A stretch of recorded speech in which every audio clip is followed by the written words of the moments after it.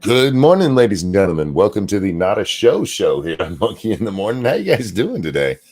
Announced earlier, just not doing a show tonight. Apparently, I'm back to my old ways. Take a night off and still do a show. That shit happens. Sometimes shit happens. You know what I mean? How you guys doing? Hope you're well. I'm I'm good, I guess. I'm in a good mood. That's what made me do a show. I was sitting here taking the night off, doing what I always do when I have time just to myself and listening to music. It's what I do with most of my time now. I wasn't even playing a game or anything. I was trying to read news, and I was like, I don't even care about the news. I'm just gonna sit here and sing, trying to keep my voice down so I don't wake my wife up. Hi, Vanilla Bear. How you doing, sweetheart? Yeah, a song actually inspired the show.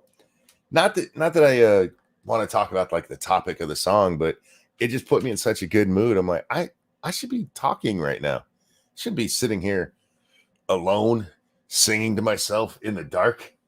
I mean, it's not dark in my room. I got a light on, but it's nighttime out. It's like drinking with yourself, right?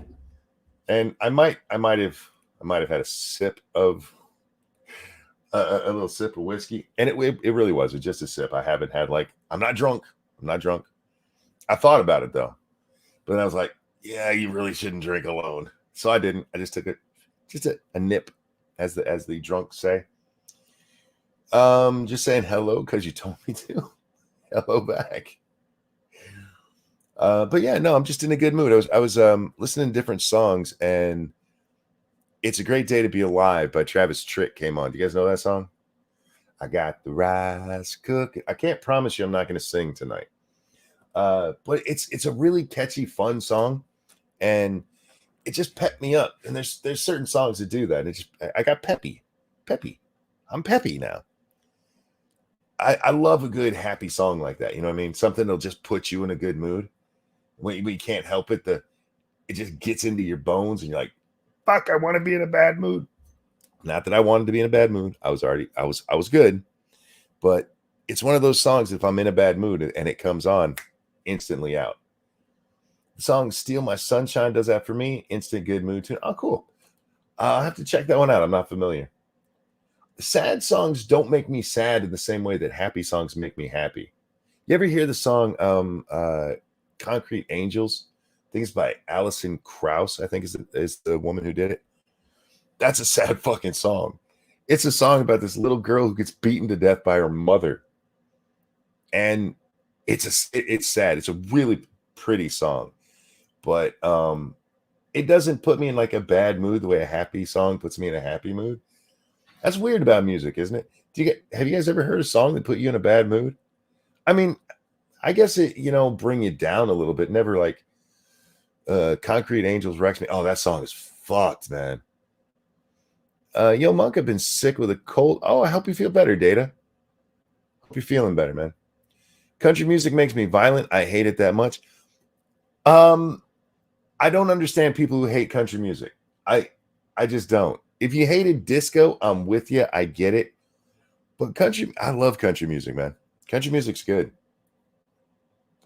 I like storytelling music. One of the songs that came on when I was listening was "Coward of the County," one of the best story songs ever. Um, it involves rape, which you just don't get in songs these days, isn't it? Have you guys ever heard the song "Coward of the County"?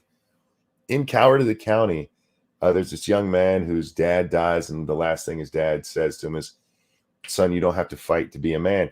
So for his whole life, people think he's a coward because he turns the other cheek every time. And there's the three brothers who fuck with him, and when he's at work one day, the three of them take turns raping his girlfriend. It's a really fucked up song. Can't listen to "Coward of the County." It makes me sick. I like "Coward of the County" because of the end.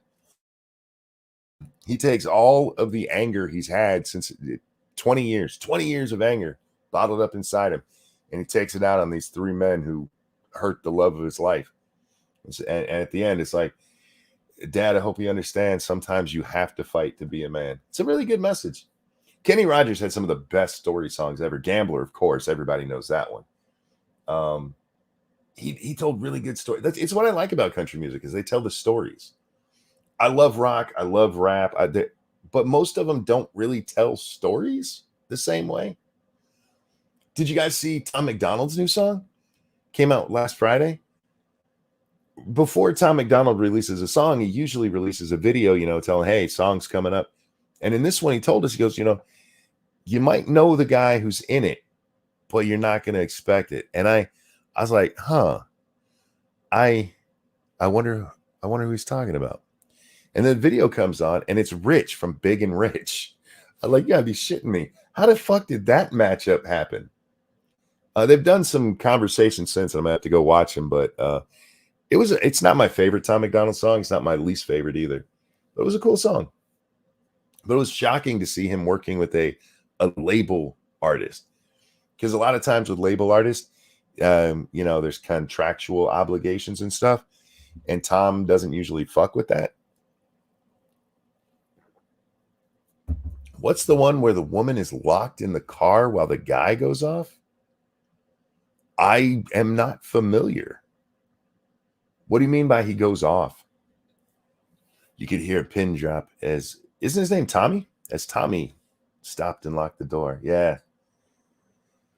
20 years of crawling was bottled up inside him. He wasn't holding nothing back. He let him have it all. I love that song. It's one of my favorite songs ever. Yeah, this is what we're going to talk about tonight, guys. I have nothing that I wanted to talk about other than just talking. Afro Man is getting sued by the police officers that were recorded breaking into his house, stealing his shit. He made a better music video with them front and center. Why are they suing him? They broke into his house. She's in the car while he deals with it's called Stay in the Truck. Oh God, what's the name of the guy who sings that? I can't remember. Yeah, Stay in the Truck. That is a fucking good song. It's a heart wrencher. This guy sees this girl who's been abused. She's in the middle of the street on a rainy night. He happens to run into her, has her get in the truck, and he just says to her, "Where's he at?" And so they drive to where he's at, kicks in the double wide door, shoots the motherfucker, then goes out on the porch, smokes one of the dead guy's cigarettes, puts his gun there, and just waits for the police to come take care of him. Wait in the truck. Tom Hardy. Thank you, Bubba. Yeah, that's if you guys have never heard that song, listen to it. I'm not doing it justice. It is such a good fucking song. Oh my God. That's one that I found because all of a sudden, every one of the reaction videos I listened to were doing it, and I hadn't heard it, so I went and listened to it first before I watched their reactions to it. And I probably listened to it 15 or 20 times before I finally went and watched one of those. Johnny Cash has great stories in his lyrics. A Boy Named Sue. Boy Named Sue is a great story song. Absolutely. Absolutely. Hardy. Yeah, they just call him Hardy, right? Isn't Tom Hardy the actor? Isn't that Venom and Bane? I'm thinking. If you guys haven't heard that song, seriously, check it out. It's. I was not expecting that when I stay in the truck. I'm like, all right, this is going to be about like moms telling their kids back in the 80s when you were allowed to do that. Did you guys know back in the day you were allowed to leave your kids in cars? One of the things I like watching with these reaction channels is a lot of them moved into movies and stuff too. And so they'll watch an old movie and they'll be like somebody smoking in a hospital and they'll be like, you could smoke in a hospital? Yeah, you could smoke you could smoke on an airplane back in the day. People just light right up, just turned into a big old, looked like Snoop Dogg had been in that bitch. Yes, I know that. I was one of those. Oh yeah, mom wouldn't leave us in there, long term. But if she was running in to grab one or two things, you guys stay right here. Yes, ma'am. Just lock the door till mom gets back. Somewhere along the way, they decided you couldn't do that shit anymore. I don't know. Kids in cars and no seatbelts. Oh yeah, we never wore seatbelts, man. I'm not even sure our car had seatbelts in the back. It might have, but we never used the fucking things. They didn't start caring about that safety until late 80s, early 90s, and then suddenly like, we have to save all the children. It ruined a lot of the kids' fun too. I like the song Ruby as a storytelling. Ruby. Is that also Kenny? They did an interview with the guy who wrote Coward of the County. He said he couldn't talk about it. He was paid, but he said the first royalty check he bought a small farm in North Carolina. I imagine so. That was a #1 hit, wasn't it? I saw a kid get launched during an accident. Well, I mean, you don't hit things. Back in the day, your mom would just, if you had to stop suddenly, she'd put that arm out there and hold you in place. If you were in the backseat, you were fucked because mom's arm didn't reach that far. My dad used to have a Bel Air that was too old for seatbelts. Oh, there you go. We had smoking doors in high school. Were you guys allowed to leave your high school? How many of you guys were allowed, like during like lunch period? Could you leave? It was Kenny, the ex-wife. Yeah, there we go. I'm not as big a Kenny Rogers fan as like my mom was. My mom loved Kenny, but a lot of that passed down. Remember ass beatings in line at stores? No, I didn't. I did not get my ass beat at stores. Seriously, I've said this on Lords of the Night. I probably said it here too. Mom, if we were going to a store somewhere, the last thing she said to us before we got out of the car is, you better not act up in there. Don't let these people think I let you act like a jackass. I'm paraphrasing, but that's what she said. And so we'd go into the store and not act like a jackass till we got home. Because, yeah, mom would beat your ass right there in the store. And that's just embarrassing. Have you ever listened to Home Free? I don't know, maybe. The name doesn't ring a bell. There's a lot of songs that I've heard that I don't know the name to. Like, y'all know the Pina Colada song's not actually called Pina Colada. It's like called Escape or something like that. I didn't know that until like last year. I'm not good with the songs. Good on Mama Monkey. Oh, yeah. Yeah, Mama Monkey didn't play. Yeah, that was now if you let your kids go outside alone, they'll yeah, man. We used to, seriously, mom just be like, stay in the immediate area. Have you played D&D, Monkey? Thank you, Naughtiest Maximus. I have not very often the pen and paper. I have played pen and paper. It was many years ago, back when I was a teenager. I do play some D&D video games though. If you like pina colada, getting caught. Yeah, I love that fucking song. How's Grand Monkey's kitty, the one that lost a leg? She's doing good. She's doing really good. Her hair's finally starting to grow back. She's looking less and less like a dead chicken, a chicken you buy from the store. She had that ready to go in the oven look for quite a while, but she's finally getting her hair back. She's adapted to it very well. Got the cutest picture from my daughter, Little Butt. That's her cat, and it sleeps with her all the time. Little Butt put the cat bed on her bed because she thought it would be nicer for the kitty cat. How sweet is that? Aw, I love them so much. My neighbor has a 3-legged dog.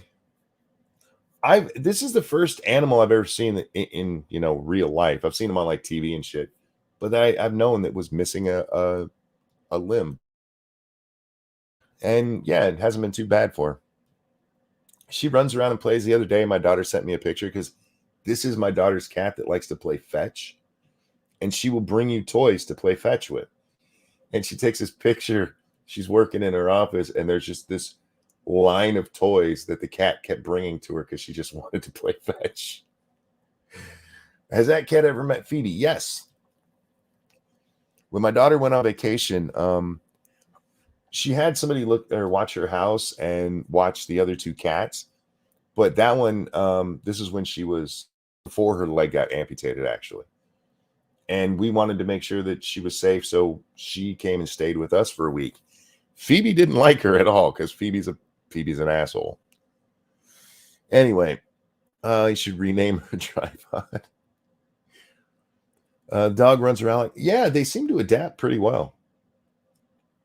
They do say that if it's if they have to lose a limb, it's better if it's the back one than the front one. But they seem to adapt either way. Yeah, I'm something was said in chat earlier. Evil one said it. Don't like country. It pisses me off. One of my favorite things that I've been watching with these reaction channels, I just found another one. This guy, I forget his name. Sebs Duran, I think. He lets his audience pick what he's going to listen to, and they've started picking country music for him. And he swears he doesn't like country. I don't like country. I don't like country music. He finally gives in and he starts listening to some. And this taken about a month and a half, and he's like, okay, I kind of like country music. Look, there's a lot of shitty country music out there. There really is, but there's a lot of really good country. How can you listen to Devil Went Down to Georgia and not like it? How can you listen to The Gambler and not like it? Somebody also in chat said, don't limit yourself. And I agree with that.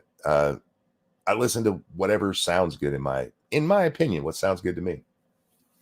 But yeah, I really do. I sit here and just listen to music for hours and hours at a time. Bubba Shot the Jukebox. You know what? One of the songs that came up, don't rock the jukebox. I want to hear some Jones. My heart ain't ready. What's the word I'm looking for here? Country kind of night. I did listen to a lot of country. I didn't mean to. For the record, there was some rap and a little tiny bit of rock thrown in there too. All right, over on the Streamlabs, got to let this refresh. Hey Pat, how you doing, man? It has been way too long. You and I got to get together and chat, man. Only country music I've heard recently is "Bury Me in Georgia," where by either divine will or sheer coincidence it played in our car radio on the day of my grandfather's funeral. Was he buried in Georgia?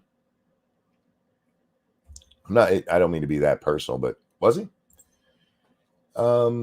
Johnny Cash has some good stuff. Johnny does. I'm not as big. My parents were more fans of like Johnny and Merle and the Highwaymen.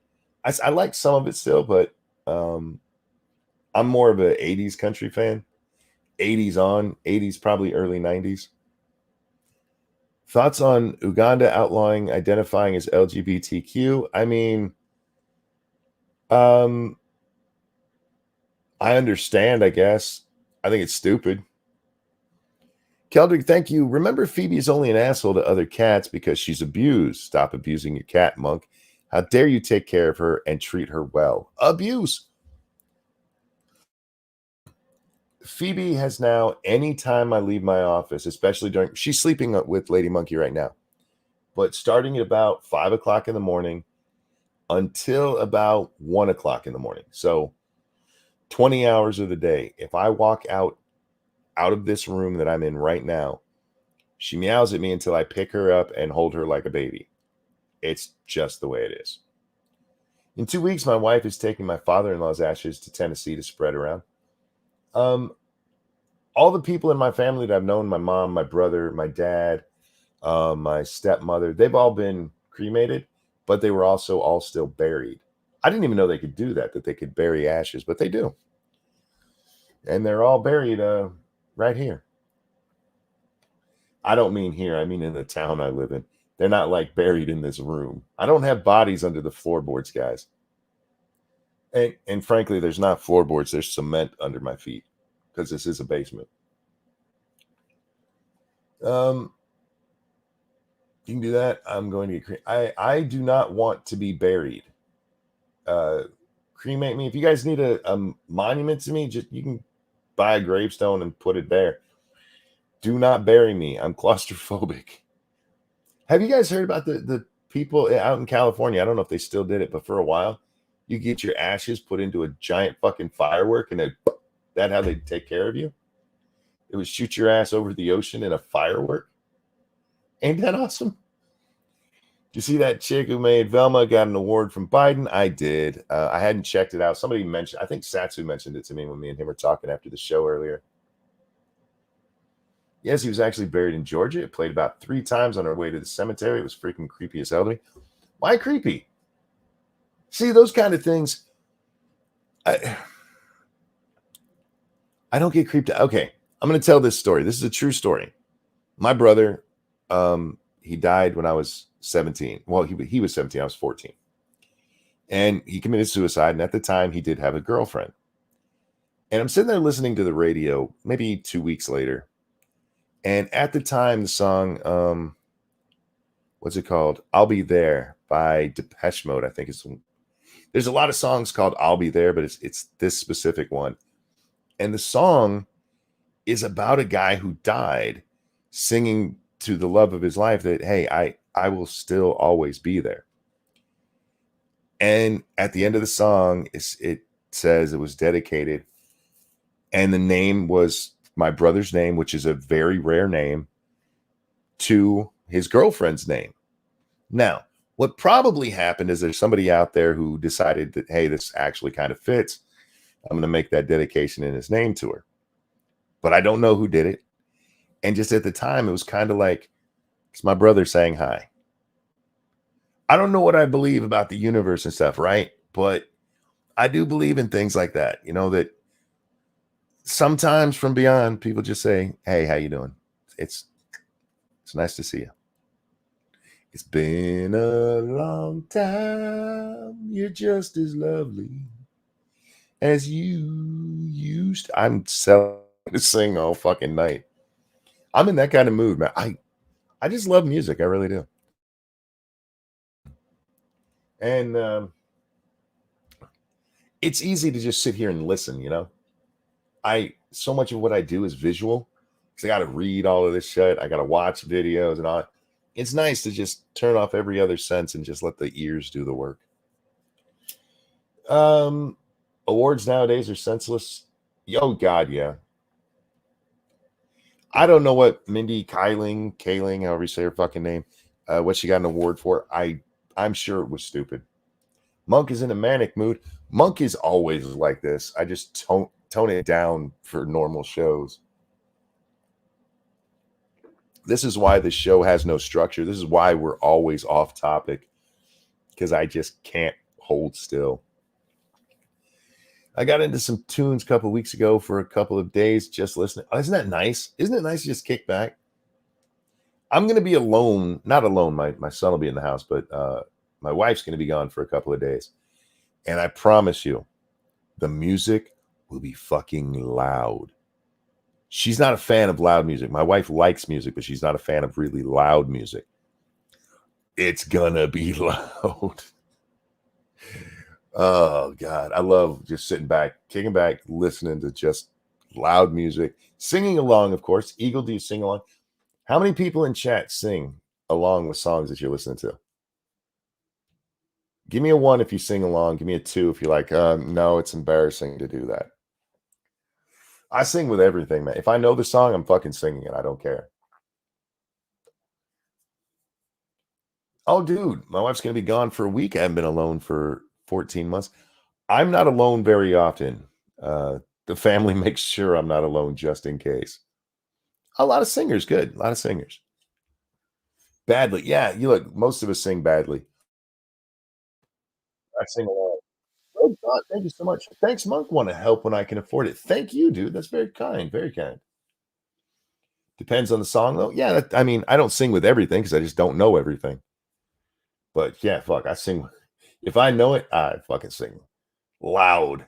Good morning, nuts. How you doing? I'm always alone. Oh, that's funny you say that. It's funny you say that. I was thinking of loneliness earlier. I was watching something and the notion of loneliness came up. Oh, you know what? After I was watching the Travis Tritt song, I went and I saw the over on the side. Uh, what's his name again? Sebs. Sebs had done a reaction to that song, so I went and watched it. And his wife, there's a moment in the song where he talks about loneliness, and she's like, "Yeah, everybody gets lonely sometimes. I don't really get lonely all that often. I mean, every once in a while I get that twinge. Everybody knows that twinge of loneliness, but it's like years apart from each other. I just don't tend to get lonely. And part of that is probably the fact that I'm, married and me and my wife are together a lot. I sing great when I'm drunk. I sing the same when I'm drunk. We went to a bar one night. It was for my friend's wife's college graduation. It was a party for her. And we go to this bar and they have a live band there. And I don't remember much starting about halfway through the night. I have these little on Always Sunny in Philadelphia, they call it a brownout. You're not exactly blacked out, you just everything's kind of fuzzy. I do remember singing very loudly with songs that I did not know. And this is the time I've told you guys when we left, the band actually thanked me for being such an enthusiastic fan. Like, you're welcome. I don't know who the fuck you are. I just enjoyed what you guys did. Couldn't tell you a fucking song that I sung. I didn't know any of the songs they were singing. I can carry a tune, but I'm embarrassed. Why would you be embarrassed? I don't I grew up singing in the car. Our family, just everybody sang in the car. And I didn't realize that was not um something everybody did until I was too old to stop doing it, I guess is the words I'm looking for. Yeah, I don't care. You don't like how I sing? You should listen to that by yourself. I don't like public speaking or anything like that. This might surprise you, but I do not mind being in the spotlight. It's never really been an issue. The only time I'm more nervous talking in front of a group of people that I know than people that I don't know. Like occasionally at Walmart, I'd have to give some kind of presentation or something. And the first couple of times I did it, I was very self-conscious about it. You put me in a room full of people I don't know, I don't care. And here's my thinking. I don't know these people. Chances are I'll never see them again. I don't give a shit what they think about me. And I learned that when I was very young. My brother dies again. I'm 14, and I get this idea in my head that I just want to live life. I just want to have fun. No matter what happens, if I happen to die at 17 the way he did, I still want to have had some kind of life. You know what I mean? So from there on, I was just like, I don't give a shit. I don't care. And it was hard to do at first because it's not something you can just switch on like that. We've talked about this, me and Jack. Confidence is something you can fake. It's fake it till you make it, and it really does work. The more, the more you project confidence, the more you get confident. The more you get up there and hey, I have to talk in front of you. The more you have to do that, the less you give a shit about it. See, Anna Kasparian had a base moment. Yeah, we talked about it the other night, Pat. That shit's funny. Monk just wants to have fun. True. I just want to have fun in life. That's why the answer to Monkey, why did you do that, is always because I thought it was funny. That's why I did it. I just want to have fun. I want to enjoy life. I want to look, I don't know how many years I got left. Hopefully at least double what I have right now, right? I'm not planning on kicking it anytime soon. If it happens, it happens, but I want to live a long, long time. And when I get to the end, I want to look back and go, yeah, that was fun. That was a lot of fun. I enjoyed it. Thank you. To whatever gods there may be, thank you. Thank you and good night. You know what I mean? Monkey has left the building. I don't want to be. I guess that's why, like, when it comes to like video games and shit, and like, oh, you're a grown up, you shouldn't. Fuck you. It's fun. I have fun. You go watch the news. I'm going to sit over here and play video games. Let's see which one of us has a better day. Yeah, I like having fun. I know that sounds stupid because everybody likes having fun, but it's my goal in life to have fun. The pursuit of happiness, man. I take the founding fathers mostly seriously. The whole slavery thing, I'm not on board with that, but most of everything else, yeah. Alan, thank you so much. Who says morning, monkey? Good morning to you as well. By the way, if there's topics you want to talk about, by all means, ask questions. This is one of those shows where I'm paying attention to you more than I normally do. I had a similar realization after getting divorced. Let's just live and have fun. Yeah. What else is there? I mean, be a good person, of course, and help people when you can, but even with that, have fun with it. Helping people doesn't have to be work. Monk, never heard your whole story. Did you get hurt at work or develop something? Um, my best guess is that okay, I got hurt at work way back in 2001. May of 2001. I remember it was on my brother's birthday. Um, and I got hurt moving steel bars, 12-foot long, half-inch round. I was moving four of them, and I was just moving them from one holder up to the one that they needed to go into. And they just wiggled just a little bit, and I felt a pinch in my neck. When told my boss, I'm like, "Yeah, I'm not doing that anymore. This hurts. I'm gonna go sit down." And about half an hour later, I could not turn my neck. So I go to the doctor, and they're like, "Yeah, it sounds like you fucked something up." And end up going to neurologist, and the disc had slipped between 6 and 7 in my neck. And they did surgery, and my left arm never really recovered. I had pain in it. I've had it in there since 2001. But I was able to work and do things. And then I'm going to work one day, back, God, it's been like almost 8 years now. And this lady falls asleep behind me in dead traffic. We're stopped dead and falls asleep. Her foot falls off her brake and she hits me. It wasn't a huge hit, but that's the only thing that I know happened that could have caused any neck thing. But what ends up happening is the disc between 5 and 6 slips and pushes on my spine and bruised my spine.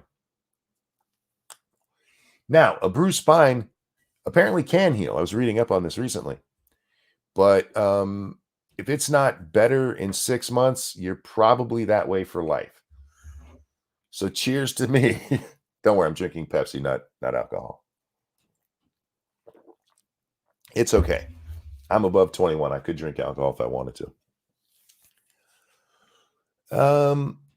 I took a furnace for a ride down some stairs at work once. Ooh, that doesn't sound good. You know, when I just went to the doctor on my own insurance and everything because we don't know what caused this, it was so much easier than going through workman's comp. They drug their feet on everything. It's probably why I have the lasting damage in my arm. I get all set for surgery. Like, we're gonna do surgery. I'm like, cool. And they're like, wait, we need you to go see our neurologist. I'm like, are you fucking kidding me? I I'm at a I went to a neurologist they told me to go to in the first place. They're like, no, no, no. We need you to go see this other guy. Okay. So I went and see the other guy, and you know what he said? He goes, yeah, you need surgery. But it took like another 3 months. You get anything from the Steam sale? No, no, no. The Steam sale's going on right now. Is it over now? Um, it was their spring sale, which I don't remember them ever having a spring sale before. Didn't it used to be like an Easter sale or something? But anyway, it was a decent sale. But no, I didn't pick anything up.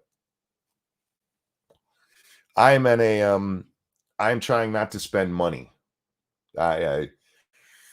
Everything is down. Um,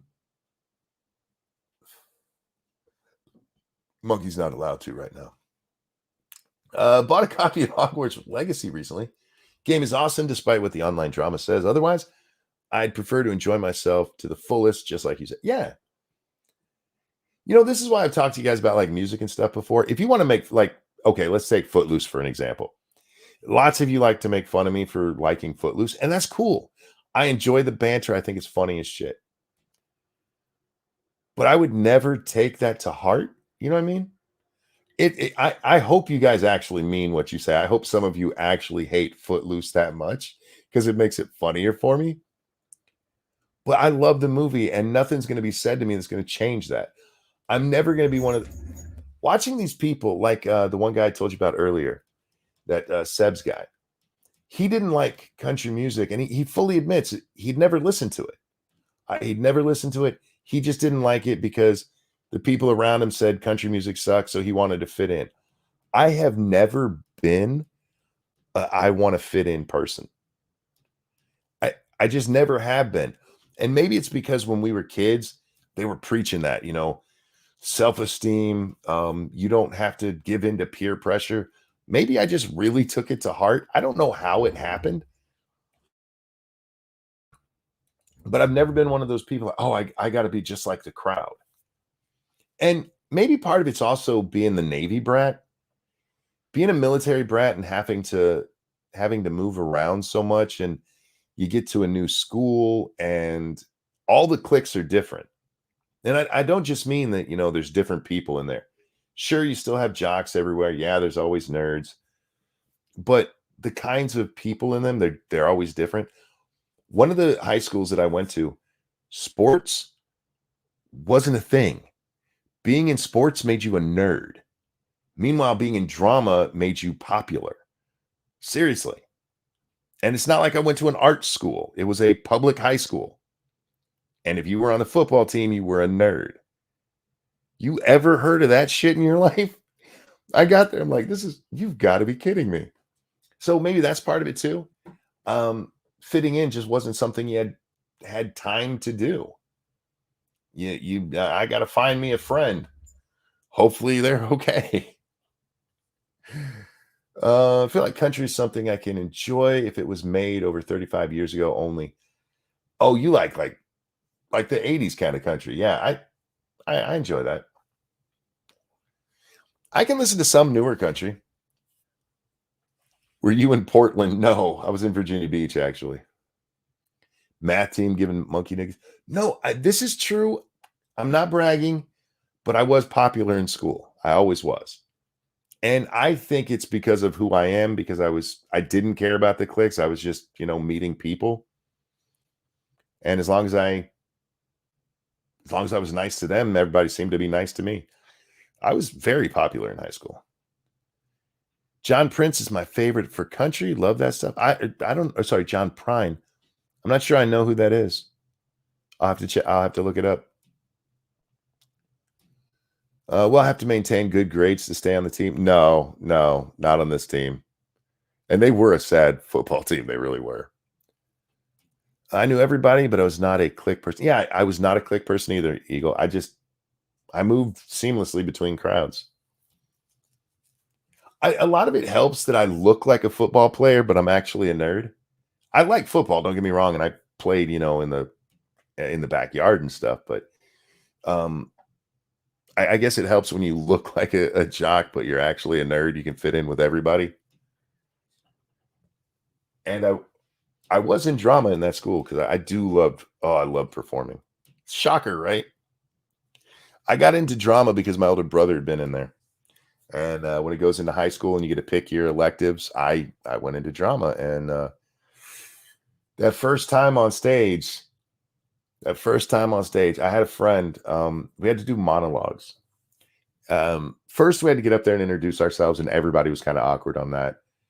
But then we had to do monologues, and my best friend at the time he had this knack for finding monologues from plays that probably should have got us kicked out of school. I mean, these were dirty or violent. The first one I did was violent. I was talking about how I killed a woman. I was talking about how I killed my wife because she upset me. That's the first monologue I ever did in drama class. He was great at finding that shit too. I was the invisible kid. I preferred it like that. I, you know, because I wasn't in a clique. I mean, that's not true. I was in a clique, but it was a weird clique. There were like 5 of us, occasionally two others that hung on. But mostly what we do is, like, every once in a while we call each other, "Hey, you want to come over?" And we go to somebody's house and we just dance for hours on end. We weren't drinkers. We didn't do drugs. Only a couple of us were having sex and not with each other. It was a pretty clean cut clique, but it's not like we only hung out with each other. It was just like every once in a while. Have a good one, Pyrus. I listened to Lefty and Ernest when they were on the pop charts. I'm not even sure who Lefty and Ernest are. I know Lefty and Poncho, or is it Poncho and Lefty? Can't remember. Never really cared about popularity in high school. I was way too busy keeping up classes to really care what people thought about me. Only had a small group of friends at the time anyway. I didn't care about being popular. I just was. I didn't seek out popularity. I know that sounds so conceited. And I know I'm on YouTube, so I'm supposed to be like, yeah, I used to get I used to get my underwear pulled up over my head and shoved into lockers and swirlies. No, it wasn't like that. It wasn't like that. When it came to my peer groups, yeah, I had a lot of fun in school. It was the teachers and the school work that I didn't like. I guess I probably should have paid a little more attention. Did a lot of drugs in high school. Yeah, I never touched them. I mean, in junior high, I might have tried a little bit because my older brother was a really bad influence. Um, we we did pot with us in a stolen bong when I was 14 or 13. It was probably about half a year before mom died, so I was about 13. My older brother included me in everything. I always I was always the biggest in my family. So except for when my brother went through puberty, there was about a year when he was taller than me. And then after that, I was taller than him again. I was always tall. I always looked like I belonged with his friend group, and he always just included me. He was really, really nice about that. But it wasn't always the best stuff, you know, like sneaking out of the house or maybe partaking in illegal substances or um, just being bad children. Thank you, Donald Camp, for that feminist $12. Hi, monkey in chat. So can I finally get? He looked down into her brown eyes and said, "Say a prayer for me." She threw her arms around him and whispered, "God will keep us free." They could hear the riders coming. He said, "This is like," whoops, I just fucked it up. He said, "This is my last fight. If they take me back to Texas, and they won't take me back alive." I really should learn to play like the keyboard and put one here so I can play along with this. Never touched any alcohol or drugs. My parents would have buried 12 inches under my house if I did. I hear you. I'm not crying. You're crying. I had friends in most groups, and then I got along with the weirdos in my school, but I didn't belong to any particular cliques. Yeah, again, I don't even know if my friend group would be a clique. And it's not like we excluded anybody. We were just we were friends, and when it was time for us to hang out, we hung out. We were kind of a clique in the drama club. So we all were involved in drama, including a kid from a whole nother high school. You guys know you've heard me talk about my friend who died in Afghanistan while his wife was pregnant with his second child, who came out looking just like him. Yeah, me and him met back in at the Botanical Gardens there in Norfolk, Virginia. They used to, I don't know if they still do it, but they used to have a thing called the Haunted Forest where they would raise money for veterans. There was a veterans group that put it on, and they would have little skits, and these trolleys would take people around to all the different scenes. And me and him met because we got paired up. My first when we go there, it's extra credit for drama class. He wasn't even in drama class. He just thought it sounded fun. So he comes. He went to a high school quite a ways away from us. And me and him get paired up in this Jason scene. I was Jason, and he wore this prosthetic that made it look like his head had been cut off. And they would come up to us and slow down, and this girl would come running, screaming at the trolley, and they left an empty seat for her. Actually, the way they got the empty seat is in an earlier scene. They pull somebody off the tram, and of course, it was a plant. But she would run and jump on the trolley, and I would fire up the chainsaw. The lights would come on. You'd see him stumbling about, and me with my, yeah, it was really cool. But yeah, so he wasn't even from our high school. He was in our friend group. Monkey involved in drama, big surprise, right?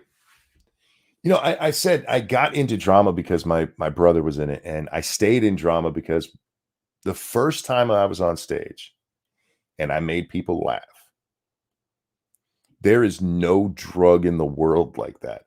There is nothing that will give you that feeling. And I was chasing a high, not a chemical high, but a natural high. And yeah, it's not to mention there's a lot of girls in drama. Although I never touched any of them. I one of my friends got mad at me for not hooking up with a girl from drama because they were really. I thought you were going to date her. I'm like, no, I just flirt with her because I hooked up with someone else. Oh, and yes, if anybody's wondering, that song earlier was that was Seven Spanish Angels. And there were seven Spanish angels at the altar of the sun. And they were praying for the lovers in the valley of the gun. And when the battle stopped and the smoke cleared, there was thunder from the throne.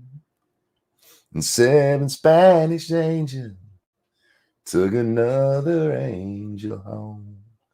Ray Charles and Willie Nelson. Check it out if you've never heard it. Although Willie kind of brings it down when they do the live version of it. But yeah, I fucking love that song. Now you're going to have me singing it all damn night. Who knew angels had nationalities? Well, I mean, angels come from everywhere, right? So there's got to be some Spanish ones. There's probably a Belarusian one. Gonna have that stuck in my head now. I know, right? Nuts. Where are we? I have 4 older sisters. I had chicks in my house all the time, hot ones. We were all boys. I mean, I had a foster sister, but I loved my foster sister. She wasn't the most friendly of people. And I loved her to death. She did have a couple of friends, but they were much older than me. My foster sister's 5 years older than I am. So by the time I really got into girls, she was out of the house. Willie has no sense of rhythm. That is true. And it works on some of his songs. I really would like, and I don't know if there's a version of it where just Ray Charles sings it, but I really would like to find one where just Ray Charles did Seven Spanish Angels. What's going on? Being a loner help me. It means I don't get lonely being bedbound. Oh, I'm sorry to hear you're bedbound. I was socially awkward as hell, so for me, I repelled more girls than I ever attracted. Not much has changed. See, I always feel weird talking about this stuff because I feel like I'm bragging, and I'm really not. I'm just an outgoing person with a confidence that attracts people. It repels some. You want to know my real secret, though? It's not even that. It's that, here, gentlemen out there, let me help you out. Awkward around girls, having trouble talking to them, don't know what to say, don't say anything. Ask them a question about themselves. Women like talking about themselves. Everybody likes talking about themselves. But women would like talking about this. Ask them about their hobbies. Ask them about their likes. Ask them if they have brothers and sisters. Ask about them, and you sit there and shut the fuck up and let them talk. And listen. Do listen, because you're taking notes. Not taking notes to do anything, nefarious, but you're learning about her, right? And learn about her. Just listen. Just listen. Too many guys out there, you guys want to talk. You want to show that. No. Once you have her attention, have her talk about herself. Like that. It's like flies to honey, man. Yeah. It's like a fat person to a buffet. It'll work, I'm telling you. And for the record, I like buffets. Just saying. Please forgive me. I just had to get him to sing. I've been singing the whole show. I hadn't done Seven Spanish Angels yet.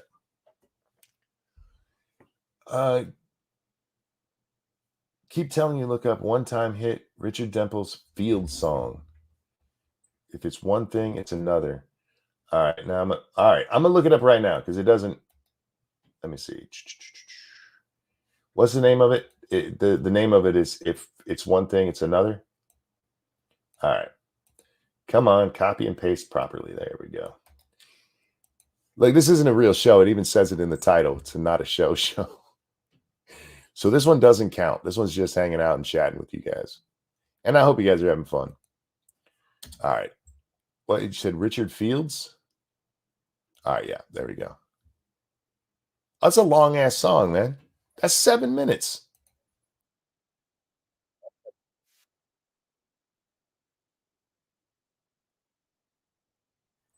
That is a really disco-y song. I'll have to listen to it later. I got it now. I got it marked, so I'll actually see it. Uh, at least he can sing. I can. I never know how I sound on the show, but I promise you, I'm not actually trying. If there was music playing with me, you'd hear me actually try. Maybe once, maybe occasionally if I'm on the game stream and I do In the Ghetto. I don't know why that song makes me want to sing for real. I feel it's disrespectful not to, I guess. Anyhow, we're talking about me, right? That's what it was. Uh Monkey's always fun to listen to as ranting monkey. Thank you, appreciate that. I just like to chat. I really do. I'm not like this in person. And I've told you guys I'm just like this in person. But the advice I just gave about listening, if we ever met in person, you would probably be surprised how quiet I am. But if we were having a conversation and you wanted me to talk, I would happily talk. But I'm a people watcher. And that comes in conversation too. That's what I was talking about. You're taking notes. If we're talking, I want to know about you. I already know about me. I know everything about me. I've been with me for 47 years, almost 48. So if we meet, you'd likely be very surprised, like, wow, he's kind of quiet. I'm not. I'm really not. I'm listening. And that's what happens. So if you ever do meet me, don't be surprised. Like, he didn't talk very much. I'm not being mean or rude, and I'm not shy. I'm certainly not fucking shy. If you think 7 minutes is long, look up Octavarium from Dream Theater. Dream Theater makes some long fucking songs. I like Dream Theater.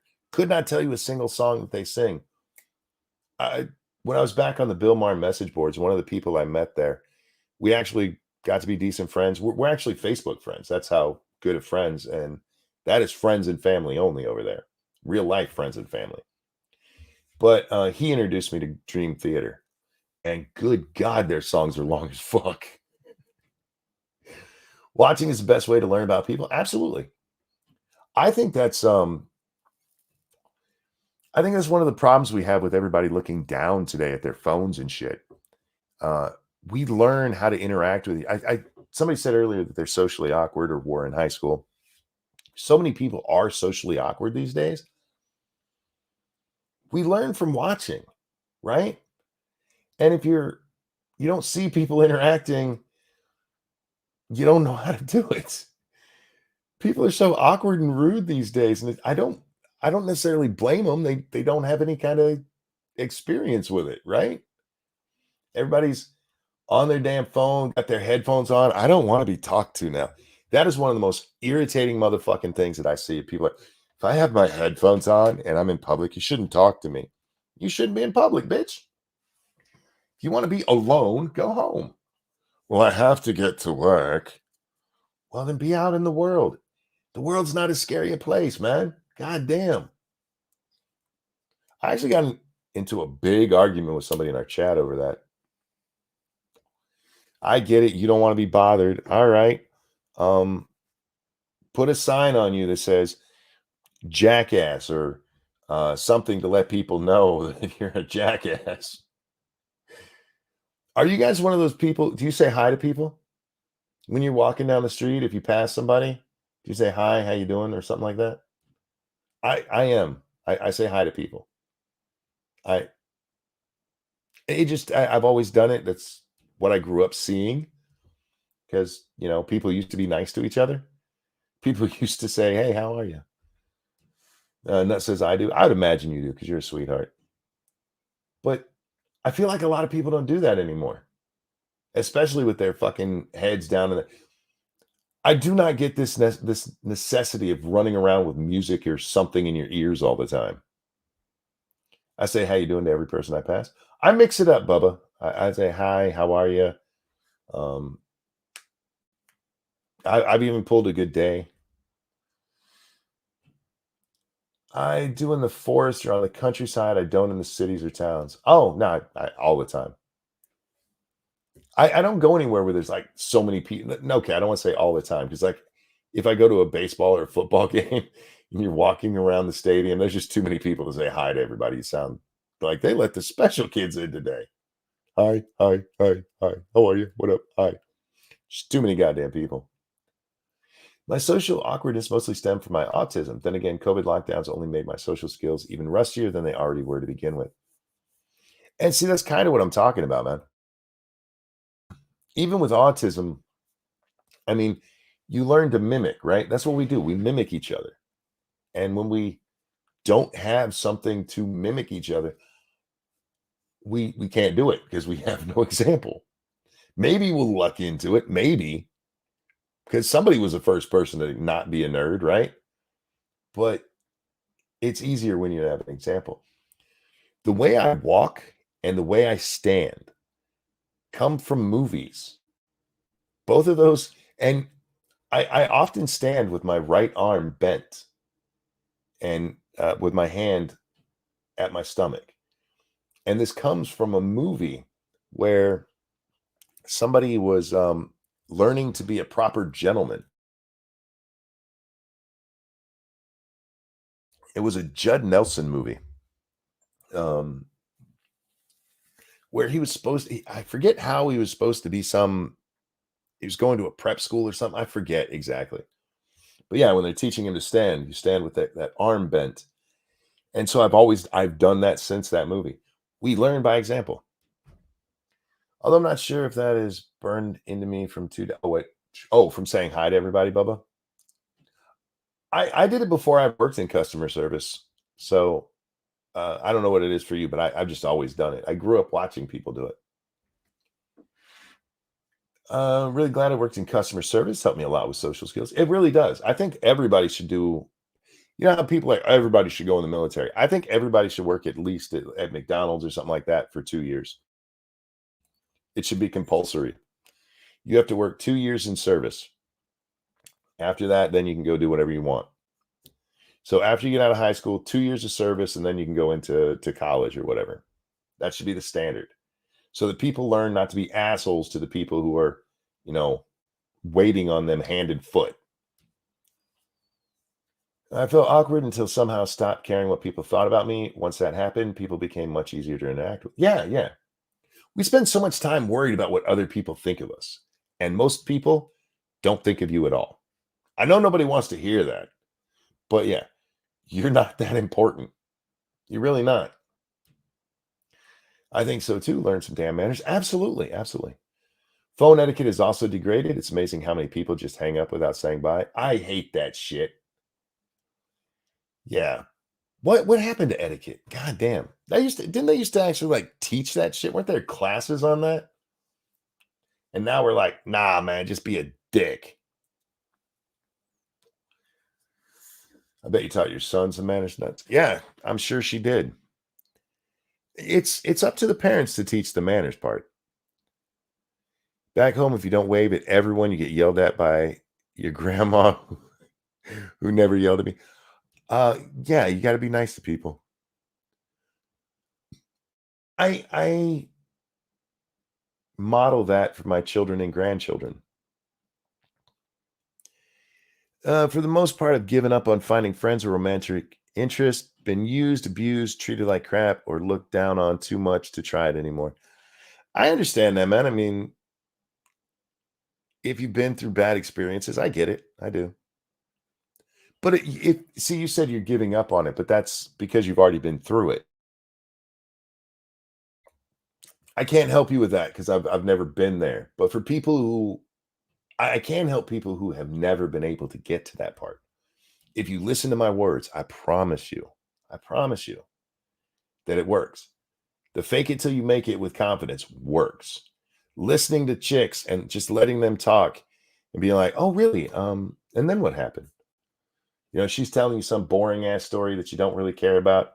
Listen, it might turn out that you really do care about it, but you're too busy thinking about, maybe I can touch your boob. The boob is for later. It's not going anywhere. And in fact, if you're not listening, it's probably going away. My parents and I say goodbye like 3 or 4 times before we actually hang up. Um, Bubba can verify this. He's in chat. Even when I'm on a stream, when I'm ending the stream, I say bye or see you later or talk to you later, some version of that 2 or 3 times before I actually end the call. And it's even worse with a stream like this.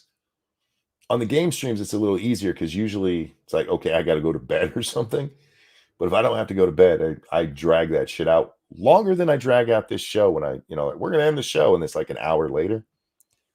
That's why me and Jack end up talking so long after the show and I can't get over to the game streams in time. Yeah. I fake confidence every day. How long have you been doing it? Are you sure you're faking it anymore? Are you sure you're faking it? Because there just comes a time where like, this is just how I am.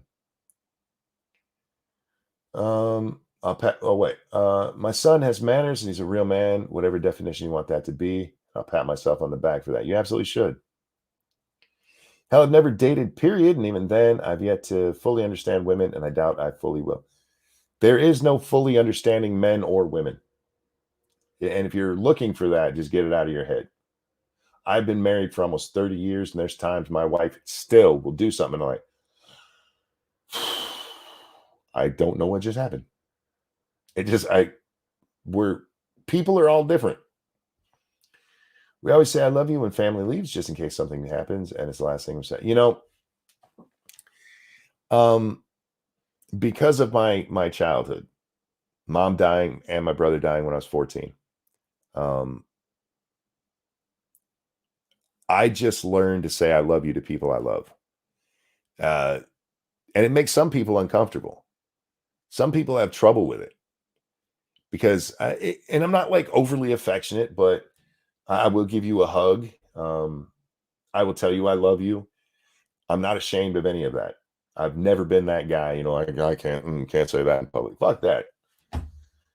But yeah, I always do because you never know when that's going to be the last time. The last words I said to my brother was "fuck you." Now we were joking around. I wasn't being mean to him or anything, but those are the last things I said to him. Fuck you. I remember that very well. I hate being hugged. I don't hug people who don't want to be hugged. There's a person in my life who I love very much and would hug when I see them, and they're not a hugger, so I don't hug them. Probably should hug my son more often than I do. I hug my boys quite often, quite often. My one son lives with me, so probably once or twice a week. My other son I see once or twice a month, maybe, and every time I see him, I give him a hug. So he gets a hug every time I see him. Where the other son, I hug him 2 or 3 times a week. Uh, Probably, and by the way, this is kind of a downer, but hang in there.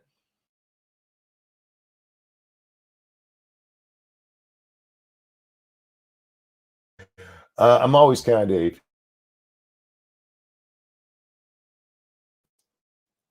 I don't get real hugs very often because people are trying to be nice to me, and so I get like very light hugs and stuff. Except my uncles. Oh my god, when my father died and went to the funeral, my uncles hugged me like wow, like they'd never like I'd been saved from a POW camp, right? And not only do they hug, they do the back pat. Oh, that fucking hurt. It fucking hurt. But I didn't, I was like, hey, get off me. Like, no, because they didn't know. And I just went to my wife and went, oh my God, that hurts.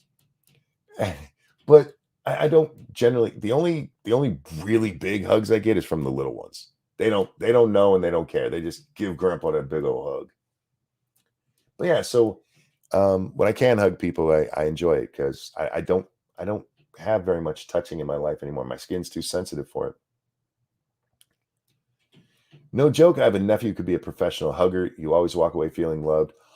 Nuts. I got an aunt like that. My aunt Julie. She gives the best hugs in the world. Literally, everybody's like, "Can I have a hug?" Because it's like she is a bigger woman.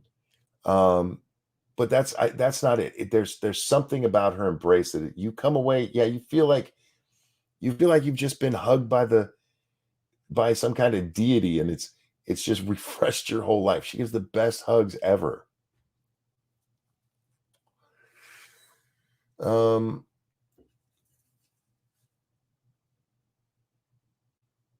I missed the conversation up there. I'll have to scroll back.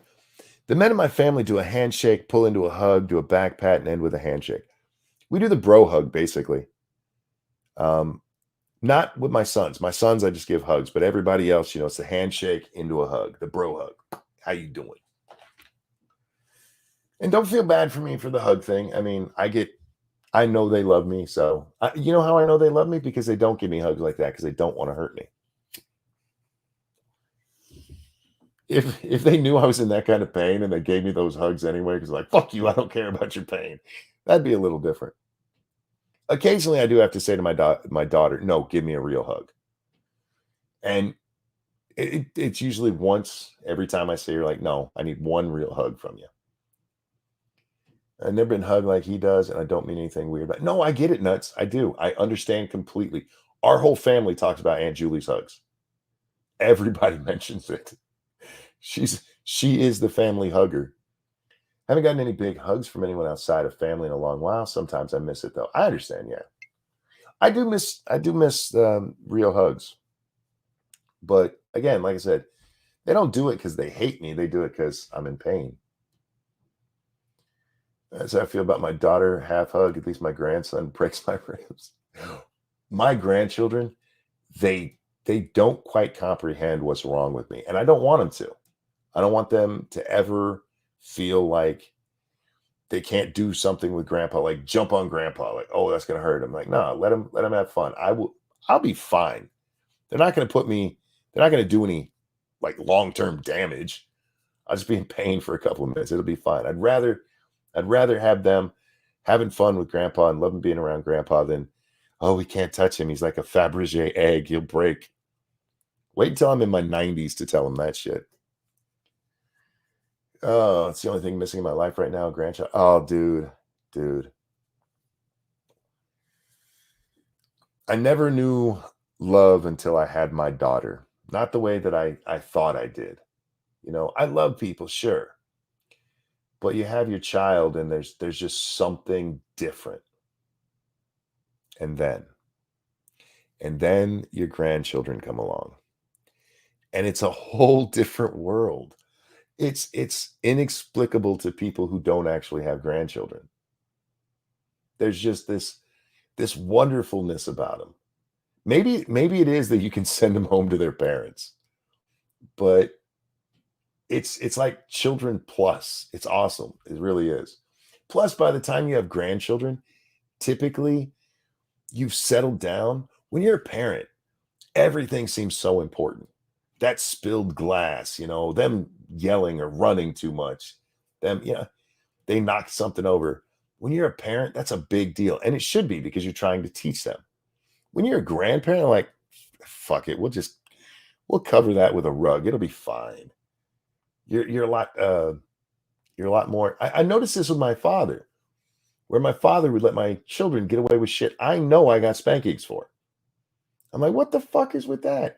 And then I became a grandfather. I'm like, oh, I get it. I get it. Breaking news 14 hours ago, train derailment in Massachusetts. Damn. Haven't apparently trains derail all the time. The difference is that, when they said that when the derailment happened in Ohio, which apparently is Russian disinformation. Did you guys see that stupid shit? Trains do derail all the time, but usually it just comes off the track a little bit. That is technically a derailment, just pops off the track. It's when they tip over and spill shit everywhere that there's a problem. My young nephew's probably the closest thing to a child I'll have in my life. He's a cute, sweet kid. Oh, that's awesome. Spoil him, man. One of the girls who used to work with me, a friend of mine, she had a problem with her uterus. She used to get in these serious pain, and I would tell her because she worked directly under me, like, go sit down. I'll take care of everything. Just go rest. Because she couldn't go home. We worked at Walmart for fuck's sake, and there's only so many days you could miss. And she ended up having the hysterectomy when she was, I want to say, still in her 20s. I've never met anybody who loved kids as much as this girl. And it's so sad that she couldn't have any of her own. But she has she has two nieces and a nephew. Spoils the fuck out of them. She's that fun aunt, the great aunt who does everything for him. And it's because she can't have her own kids. I need to expand my horizons. I'm very set in my ways. Can you guys believe that? I'm set in my ways. I really am. I'm set in my ways, and I gotta push myself. Not only am I set in my ways, I tend to get complacent. Do you guys get complacent? I will try something new. I'll do fine at it, and I'll do it and do it and do it. But then I'll stop there instead of going, okay, what's next? Do you guys do that? How many of you guys sit around thinking about your faults like this? Is that normal? I think knowing yourself is important, and being honest with yourself. A lot of people are not honest about themselves. I'll tell you right now, I'm lazy. My biggest problem in life is complacency because okay, I'm good here. And it's hard to fight. I've been fighting it my whole life. And actually, music is what made me think about it tonight because I listened to a couple of songs that I had never heard before, and I don't usually do that. I don't branch out. And it's normal. I think it's normal, but I don't think it's healthy. I hear what you're saying, and a lot of you have said yes, you guys do it. I don't think it's very good for me. Every time, it doesn't mean I don't fail at things. Of course, I fail at things. I'm not perfect. I'm close enough to perfect for me. Who knows that song? But I don't think it's good for me. I don't think it's good for anybody. I think pushing the envelope, trying new things, scaring yourself. I think all of these things are good. Do you guys ever purposefully scare yourselves? And I don't just mean like watching a scary movie. Although that could be it if you're like really scared of them. Do you guys ever push yourselves? If I were to talk about my virtues, it would be dead silence. Bullshit, Dixie. You're a sweetheart. Stop it. Not even 30, and I'm already dead set in my own ways, just as I always have been. There's nothing wrong with being set in your ways. What's wrong is not trying new things. You know what I mean? I'm definitely set in my ways. I am me. You're not perfect. That's the first I've heard of it. No, I mean, I do fail at things, of course, but I enjoy trying things. And it's something I haven't done in a long time. And part of it is this, because there's only so many fucking things I can do. But I need to push myself. Push out of your comfort zone. Exactly, Dark Resurrect. I think everybody needs to do it more. But this is part of the problem with that affirmative care bullshit. Not that I'm getting into that right now. But instead of telling people you should be happy to be you. No, you shouldn't. You should be striving to be better. You should be striving to be better. You should be trying different things and different ways, and scaring yourself is the best way to put it, because what I'm talking about is things like speaking in public, right? Wherever you work, they're like, hey, we need somebody to tell everybody about this. Volunteer. Something that makes you nervous, do it. That's how we grow. That's how we get better. My job is constantly changing, so I have to always try new stuff. Also, I'm always curious. I hear you about that. When I went to work at Walmart, my goal was to be a door greeter. That's a true story, and I meant it. This is after I've had my first surgery. I'm not as good as I ever got because I did get a little bit better, but I still had problems with the left arm. But my goal was like, we just need a little bit of money to help out. I'm going to go be a door greeter at Walmart. And instead, I was a cashier. And within 6 months, I was a department manager. Actually, I think it was 8 months. Department manager, and then went into the zone manager thing. And I have a problem when it comes to like work with with staying in my job. I want to go up. I want to move up and up and up. My problem there is that I had a big mouth. I kept pissing off management. Being a security officer, I learned to be more assertive. Oh, you'd have to, absolutely. Yeah, yeah.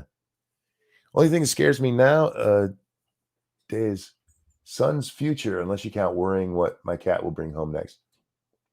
Yeah, I don't think you ever stop worrying about your kids. You know what I mean? That doesn't go away. Nobody warns you about that part. I mean, they tell you like you'll always worry about your kid, but they don't explain it exactly. They don't like, you're gonna sit there and you just for some reason be like, I hope they're doing okay. I hope they're making their bill payments. I hope that they're safe. I hope that they're getting along well. You know what I mean? Nobody tells you that shit. And with my abandonment issues, shit.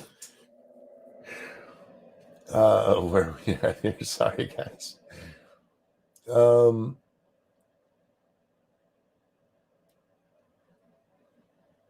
that's what I did. I can do it now without any fear. I still get creep watching people climb buildings and mountains. I cannot watch those people who climb buildings. That shit scares the shit out of me. Oh, it's Escape Club, not Depeche Mode. You're right, Faithless. I'll be there as Escape Club, not Depeche Mode. Thank you, thank you, thank you. Yep, yep, yep. It's the Escape Club song. So if you guys are looking for that, hopefully you listen this long so you can get that corrected. Back in the early 2000s, I was looking for that song. It had been out of play for a while and stuff, and I couldn't find anybody who knew the song. And I might have gotten lucky on a site that rhymes with Rapster and found it. I've listened to that song about 1,000 times. Oh, I love that song. Don't be afraid of my love. I'll be watching you from above. And I'd give all the world tonight to be with you. I can't do the next song, the next part of it, because you have to go high, and my voice doesn't get high. Cause I'm on. See, can't do it. I fucking love that song. It's a great song. Underrated song, actually. Very underrated. Oh, wow. Just waking up to go to work? Is this a pep talk? No, this is just me shooting the shit. We're just having a chat session tonight. It's the non-show show. Again, if anybody has something they want to bring up, I'm happy to talk about it, but we're just shooting the shit tonight. Whatever's on your minds is actually probably better than me trying to, because I'm just going to ramble. Have you guys noticed my ability to just ramble, say shit that I don't even need to say? It's a gift or a curse. I don't know. I'm not sure which. Hey, Bubba, if I'm still up at 6, you want to play some Phasmo since we missed a day? And plus, I just like playing Phasmo with you. I'm still going to finish Hogwarts, guys, but my days got all fucked up because of the days I took off. I, honest to God, thought yesterday was Wednesday night. Wednesday night. Thursday night. No, Tuesday night. That's what I thought it was.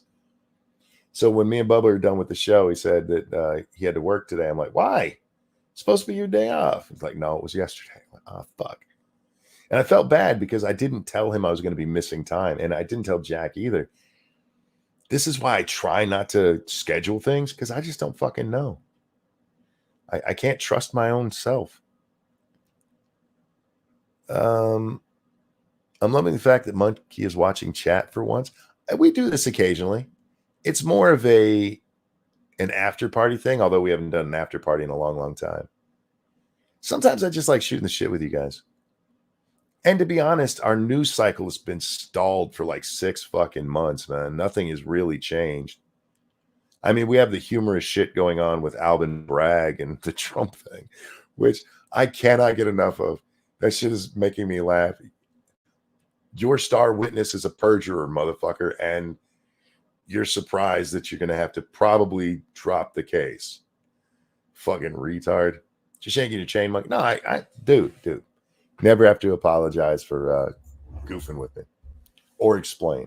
Okay, I don't want to say never because there might be a time where I didn't get the joke, but no, I got what you. I know you're just fucking around, man. Just chilling, as the kids say. Is that what they call it? Is it chilling? Is it still that? I don't know what's changed. Monkey has forced me to come confront myself, and I don't like it. You should confront yourself constantly. You know, all these people, I'm going to go find myself. Why? You don't need to go anywhere to find yourself. Sit the fuck down and actually examine yourself.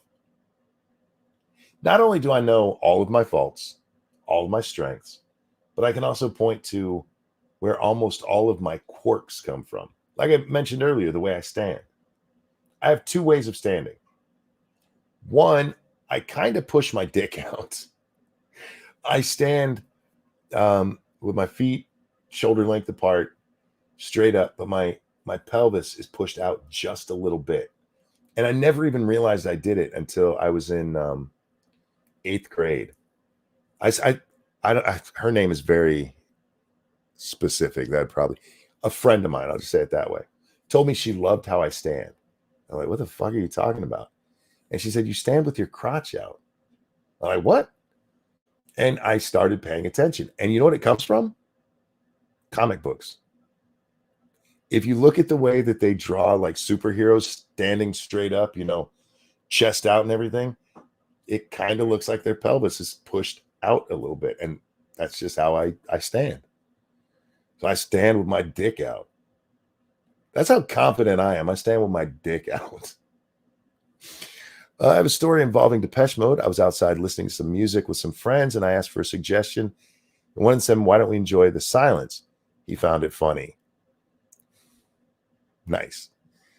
USS Defiant is a real starship and is badass. What do you mean it's a real starship?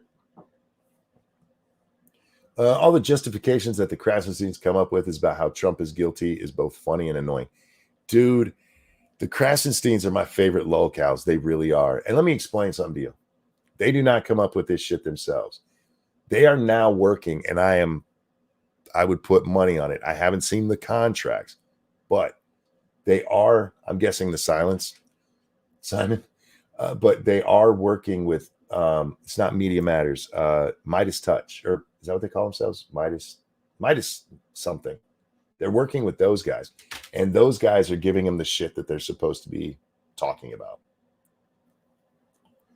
No, I know it's a DS9 reference, the Defiant, but he said it's a real starship. Midas, I can't remember. Is it Midas Media? It's run by those fucking criminals. Sorry, I alleged criminals. They're con men like the Krasensteins. Been puking up nonstop on the internet for that. Dude, Keldrick, that's what they used to do too. And it's just fun to make fun of them. And the funniest part of it is I make fun of them and they answer me. A dude with a monkey avatar. Why are you paying any fucking attention to me? I don't understand that. Okay. I sometimes respond to people who have, you know, weird avatars and stuff. But I have 6,000 followers on there, and it's not like I have 500,000 followers and I'm answering some 6,000 follower monkey. The fuck are you doing except giving me attention, which, by the way, I like. I don't understand people on social media. I really don't. I enjoy them because they're dumb as shit, but I don't understand them. That's weird. Even I pull my crotch back, it's still out. Front. No, Apparently, I stand with my dick out. Never really tried that before, but I doubt it would work with women, though. Not looking to get canceled. Okay, you keep your penis in your pants. I just, it's a confident stand. Chest up or head or chin up, chest out, pelvic just a little further ahead. I promise you, women like confidence. Women in the chat, I know there's a couple of you. Give me a 1 if confidence is sexy. Give me a 2 if you're a lesbian. Is that wrong? Should I not talk like that? Social media makes people lash out and say things they won't to your face. It makes us hostile and angry. Yeah, I think, I know that people do that. I'm not that way. There's nothing I've said online that I wouldn't say to somebody's face. I would tell somebody go fuck them, right? Go fuck themselves to their face. I've done it.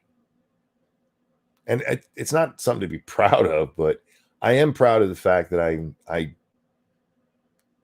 don't make a bigger ass of myself online because I'm not worried about the repercussions. If anything, I am worried about the repercussions. Because, I'm a private person. I don't want my family involved in any of this shit. I don't want them to have to deal with the problems that dad brings, Yeah,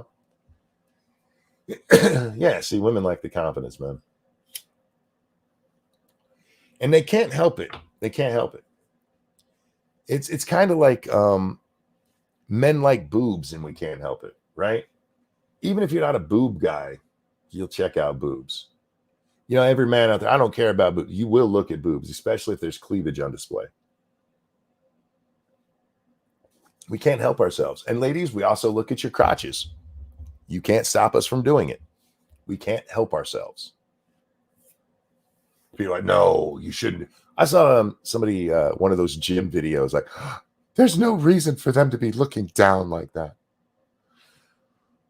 We like vagina, and there's a good chance you're going to have a camel toe, and we kind of like that. That's it. We're not being perverted. We can't help it.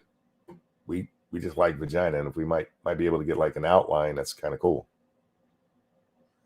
Don't be acting. See, women, y'all need to stop. Y'all need to stop playing.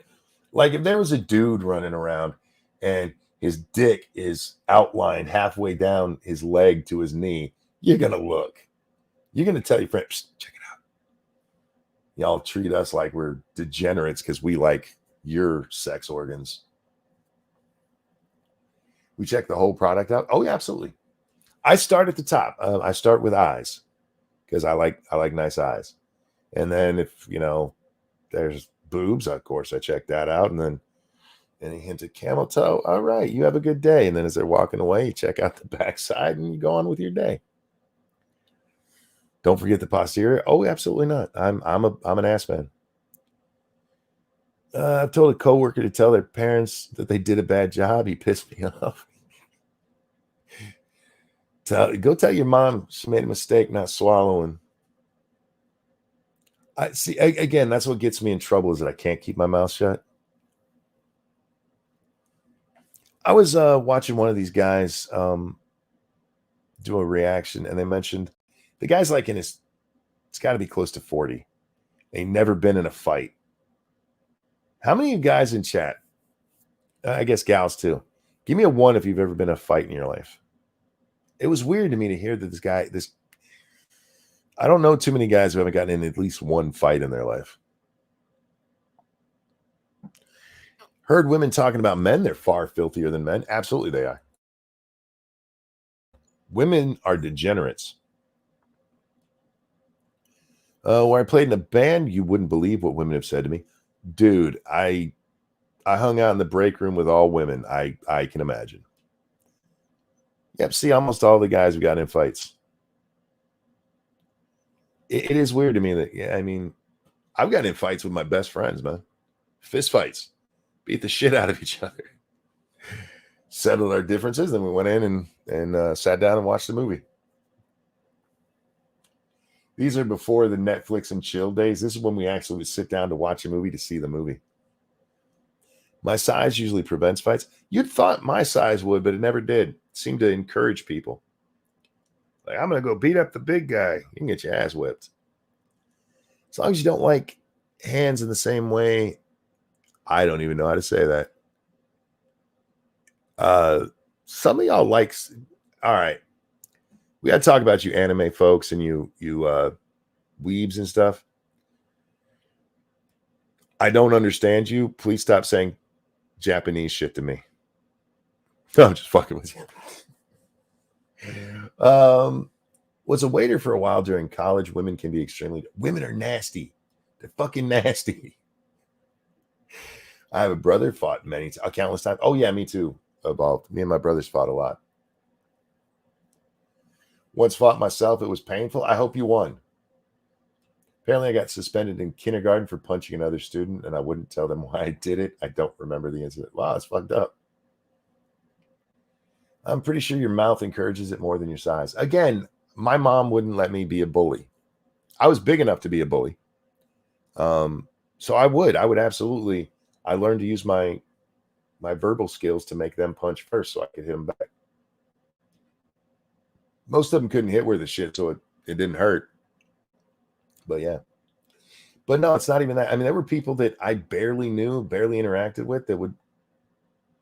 2 instances where people just attacked me. What the fuck is wrong with you? And one of them, I mean, his head came up to my chin.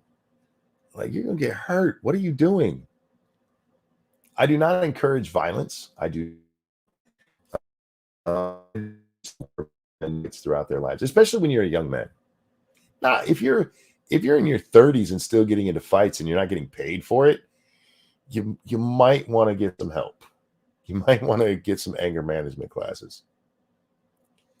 Mug, how are you supposed to tell you that you make our Kukuros go doki doki? I feel like I probably just said something that's going to get me kicked off the platform. I don't even know what this shit means. I don't understand the anime thing, and some of you guys can like pronounce the Japanese words like really well, and I say them and I sound like they let the special kid say it. Haven't been in a fist fight in about 35 years. My last one, I was 20. I was either 22 or 23. I had to be 22. It was July. It wasn't exactly July 4th, but we were at a July 4th fireworks show when I was 22. So and I got in a fight with like about 8 people. I was only meaning to fight one. Worked in retail for years though. Oh, you know what? Speaking of working in retail, I kind of got in a fight there, but that was a security thing. I was the manager who was going with the loss prevention guys to stop somebody, and they stopped him. And one of his friends jumped in and hit one of the loss prevention guys in the back of the head. And so I grabbed him, and me and him tussled. Yeah. Okay, so that was work related. That doesn't count. Anyway, you worked in retail many years. Those women can make you blush no matter what. One of the girls we sat with, we'll call her Pam. It's not her name. She was so naive about everything. She was, at the time that I worked there, she went from being 45 to 55. And she learned so much shit because of me and another younger person, because we just say shit to make her blush all the time. And the other 2 older women, a little more worldly, they knew what they were, and they would just be laughing their ass off the whole time. Doki doki, oh my God. Doki doki is Japanese onomatopoeia for falling in love, supposed to be the heart skipping a beat. My heart doesn't sound like doki. I hear you, but it doesn't sound like doki. Thank you, Dark Resurrect. When I was in high school, I was the biggest kid, 6'5", around 240, but I also had the dangerous, calm aura about me, usually put most people off. Fair enough. My best friend in high school was, he was 6'5". He was a big Puerto Rican motherfucker. You ever seen a 6 foot tall, a 6'5" Puerto Rican? He looked like a Samoan. But yeah, he was Puerto Rican. The women at the beauty parlor salon are the worst. I was the good son, because I would take mom when she was sick, but they all ripped on husbands. But women are mean. Women are horrible. I love them. Don't get me wrong. I wouldn't. Okay, I was gonna say I wouldn't change them for the world, but I mostly wouldn't change them for the world. But they're all the locker room talk. Locker room talk. What would we call it for women? Um, well, because it's locker room talk for us, because it's supposedly how we talk to each other during the what's it called? No, the stream's not over. It's just sometimes there's glitches with it. Sorry about that. But anyway, what we call it for women? Kitchen talk,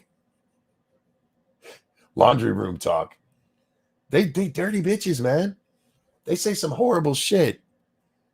And women, you know it's true. I mean, gossip. I'm trying to give it a name like talk, because we got locker room talk. It's not just gossip. It's dirty. They dirty, man. Call it normal speech. Salon talk, that's a good one. Beauty parlor talk would work too, but salon's a lot easier. Calm talk. Stop it. You guys out there talking about how veiny it is and shit. How thick was it? Please stop. I don't want to hear this conversation. I felt like it was in my throat. I don't need to know any of this. Please stop. Yeah, women are nasty. And women, for the record, there are guys like that. There are a couple of guys out there who want to tell you everything. They brag about it and shit. Like, no, dude, nah. And I'll tell them, dude, no. I don't need to hear about what you did with your penis. If you want to say, yeah, I banged her, cool. But you start getting into like what her folds look like, nah, bro. I'm gonna have to ask you to leave. What her folds look like. Jesus Christ, monkey. Do you guys ever hear me talk and go, did he really say that? Because I do it all the time.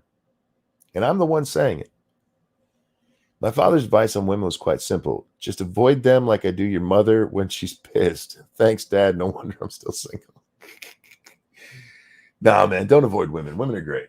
Women are great. And I know, we're in this new world and everything, but there's still good women out there. All right, it's going to get quiet for just a second. I got to mute for a second, guys.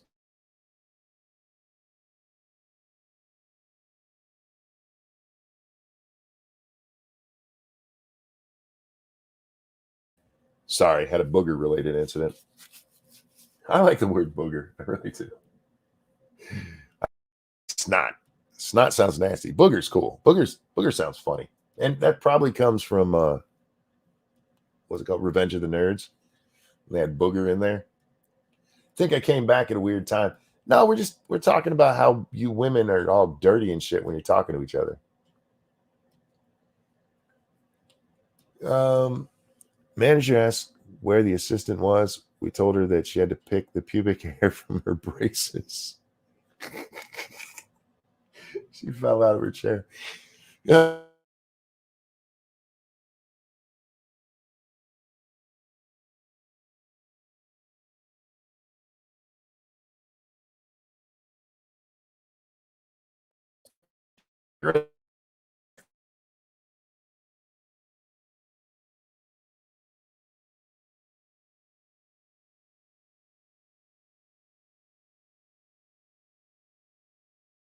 Completely freezing. Uh-oh. Okay, it seems like it back. No, sorry guys. It just had that was an internet problem. Am I back? You guys hear me okay? Thank you, Frank. Sent you 3 photos and a short explanation in DM I think you'd enjoy.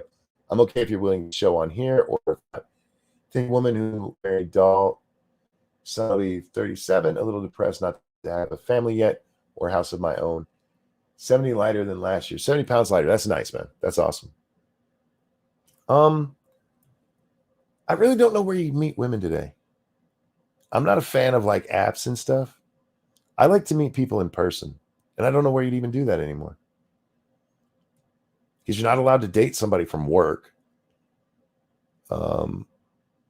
If you're in college, you definitely don't want to be dating anybody. You're going to catch a charge.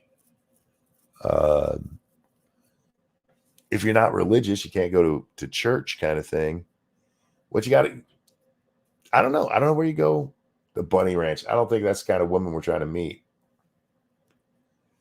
Yeah, if you're religious, you can go to church. You don't want to go to church if you're an atheist or agnostic and find yourself a nice church woman and be like, "Hey, sweetie, how you doing? Let's hook up." And she's like, "Do you love Jesus?" And you're like, "Who?" Because that's going to go all wrong. Soup kitchens. Oh, fuck. Hey, baby, I have heat. Do you like roofs over your head? Yeah, that's probably not the best place to pick it up. You missed my joke turning something dirty clean, which in itself is a reference to the joke I made. Sorry, dude. I was flipping between screens there for a second. I have not met and had conversations in person with anyone new in 3 years. Yeah, me neither. But in my case, I mean, I've been locked in the house for like 7 years. I do enjoy like going to a store and talking with cashiers. Always be nice to your cashiers. Ask them how they're doing. Ask them how the day's going. Don't go, oh, it looks busy in here. That's annoying because they know it's busy in there. Go to a shelter. I feel like you guys are picking up women in weird places. Bar. The problem with picking up somebody in a bar, and we've seen this many times in some of the articles we've read. You get these people who go meet somebody in a bar and then they hook up and then they get married. And then one of them leaves the bar life because, they're ready for family life. And the other one's like, I'm going to the bar. And like, why do they keep going to the bar? That's where you met them, dumbass. So if you're going to meet somebody like in a bar, you just got to accept them for who they are.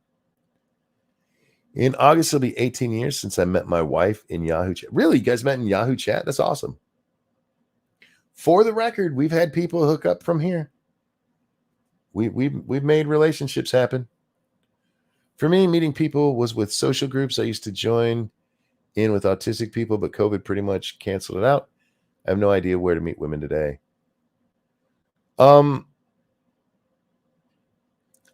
take this wrong, but maybe as being autistic, you don't want to hook up with an autistic person.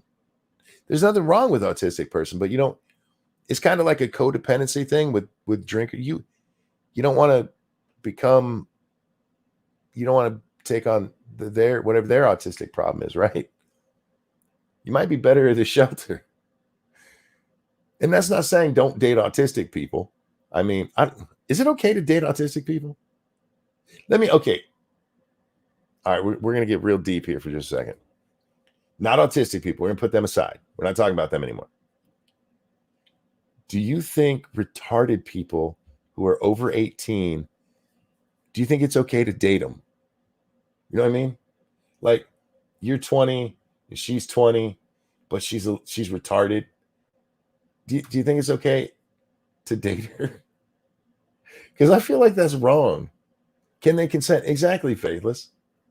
Because there is a big argument about that out there, about whether or not the retarded people, mentally retarded people, can make those kind of decisions for themselves.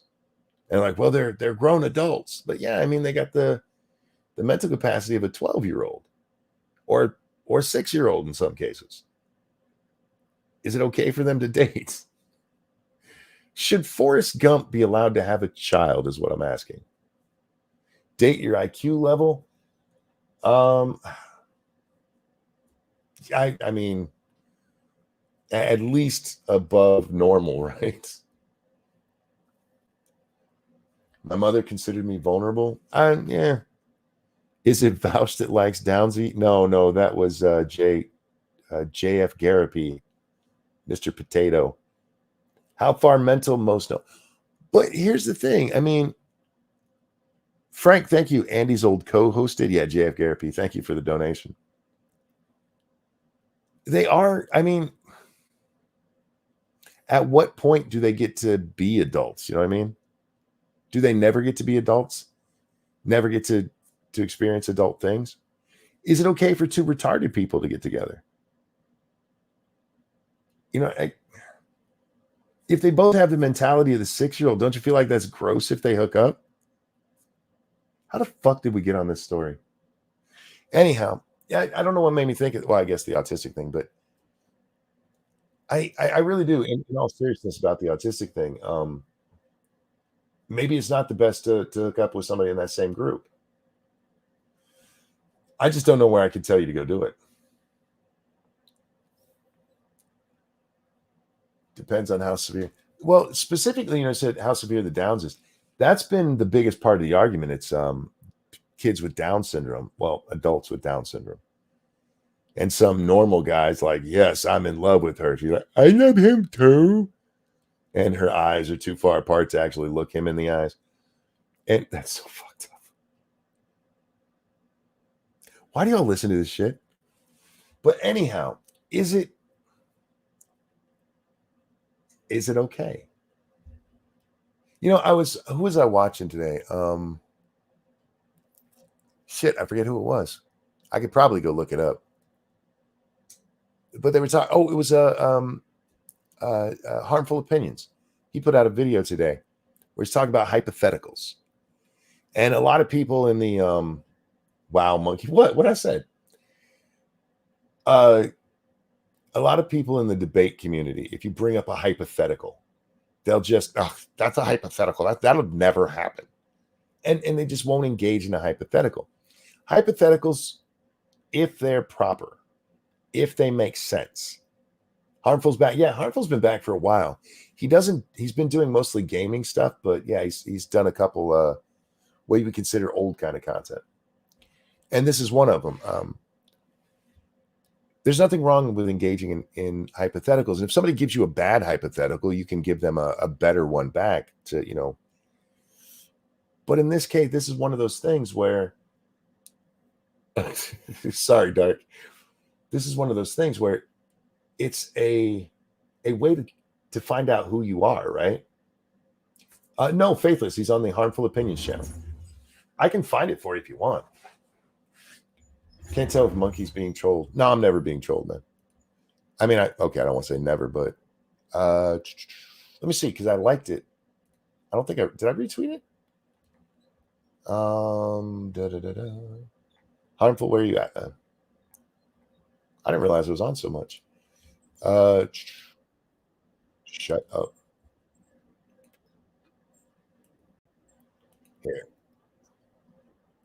Here's the link to the video that I was talking about. There we go. And put it on Rumble. There we go. Yeah, but I like the conversation that he has here about hypotheticals and people who won't engage with them, right? Because that would never happen. It's not always about whether that would happen. And Harmful brings up that one test. I forget what it's called, but a train's about to run over 5 people. You can pull a switch so it only runs over 1 person. Do you do it? Is it moral to pull that lever and make so? Okay, we'll do that with you guys. Give me a 1 if you'd pull the lever so only 1 person dies. Give me a 2 if you'd let the train run over the other 5. That is a video game. Did somebody actually make that into a video game? That's a hypothetical from a long time ago. Do you save 5 people and kill 1, basically? I don't know. I don't know if I could. I mean, if it's already headed towards the 5, I didn't do it. I had nothing to do with it. But if I pull that lever, I killed that man. Sophie's Choice. That's another good one. That Sophie's Choice. That's a hard one. You have to pick one of your children to die. Which one? And if you don't pick one, both of them die. Fucked up thing, ain't it? Pull the lever so it drifts into all 6. Hey, maybe it'll be one of those Norfolk Southern ones, and it'll just hit all 6 of them anyway, and kill their family with a nice chemical spill. What if the 1 is your girlfriend and you don't know the other 5? Well, I mean, in that case, yeah, you save the 1, right? No, but these are 5. These are 6 strangers. The only thing you know about them is either 5 of them are going to die or 1 of them's going to die. It looks like most of you would go with the 1, and that is the more moral answer, right? It's better to let 1 person die than 5. But you pulled that switch. You sentenced that 1 person to death. You did it. Now, with the other one, you can say your inaction did it. But in this one, you made that choice. Ain't that fucked up? That's a hard thing to think about. That's a hard thing to grapple with, really. The family and the train company can sue you. Fair. All right, let's see. Hang on. This guy got to load up again. If you know the train is going to run over 5, it's still your choice not to change it. It is, but you're not the one that made it happen. You didn't set that train on the course. For the one, you're setting the train on that course. The lever individual. That's the follow-up. That morality question. What if you knew that one person? See, but that ruins the hypothetical, because now you're introducing nuance to it, and it's not about that. It's just about you and your choice. That's why they have to be strangers. If you know the train's going to run over the 5, oh, I already read that one. They have to get through. Okay. What if you were to pull it and the switch didn't stop it? I'd feel worse. I mean, all right, let's do another hypothetical. You get the choice. There's a man, you don't know what he did. You don't know what he did, but he's been sentenced to death.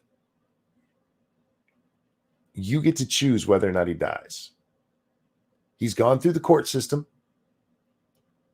You can, if you pull the trigger or you pull the lever, he dies. If you don't pull the lever, he doesn't. Do you pull the lever? You don't know anything about him other than he was found guilty by a jury of his peers. And we're not going to say whether or not he absolutely did it. None of that shit. Just that's all you know. He's been sentenced to death through the court system. If you pull the lever, he dies. If you don't pull it, he lives. Do you pull it? I just don't know. I don't know if I could. Even if I knew what they did, you know what I mean? If I knew, say, he killed a whole family, I don't know if I could be the one pulling that trigger or pulling the lever. I just don't know. I want to say yes, because he's a bad person. And I believe he deserves to die. But could I be the one who did it? I don't know. No, jury suck. Fair. That's a fair thing. Nut says, no, I need more info. That's fair too. So anyway, this is what Harmful's talking about. Hypotheticals. They can help you learn about yourself and learn about, like say you're having a political argument with somebody and you're on this one side, right? You're on the yes, let's mutilate kids side, and you get a hypothetical that makes you question yourself.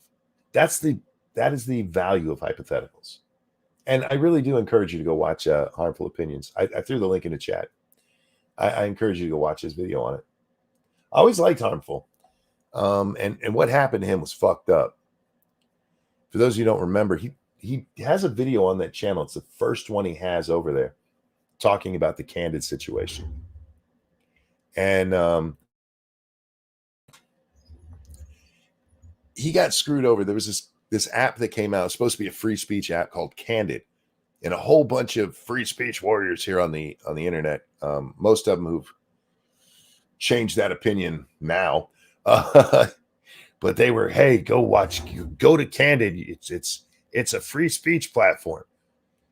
And Harmful just looked into it a little bit and found out, no, it's not.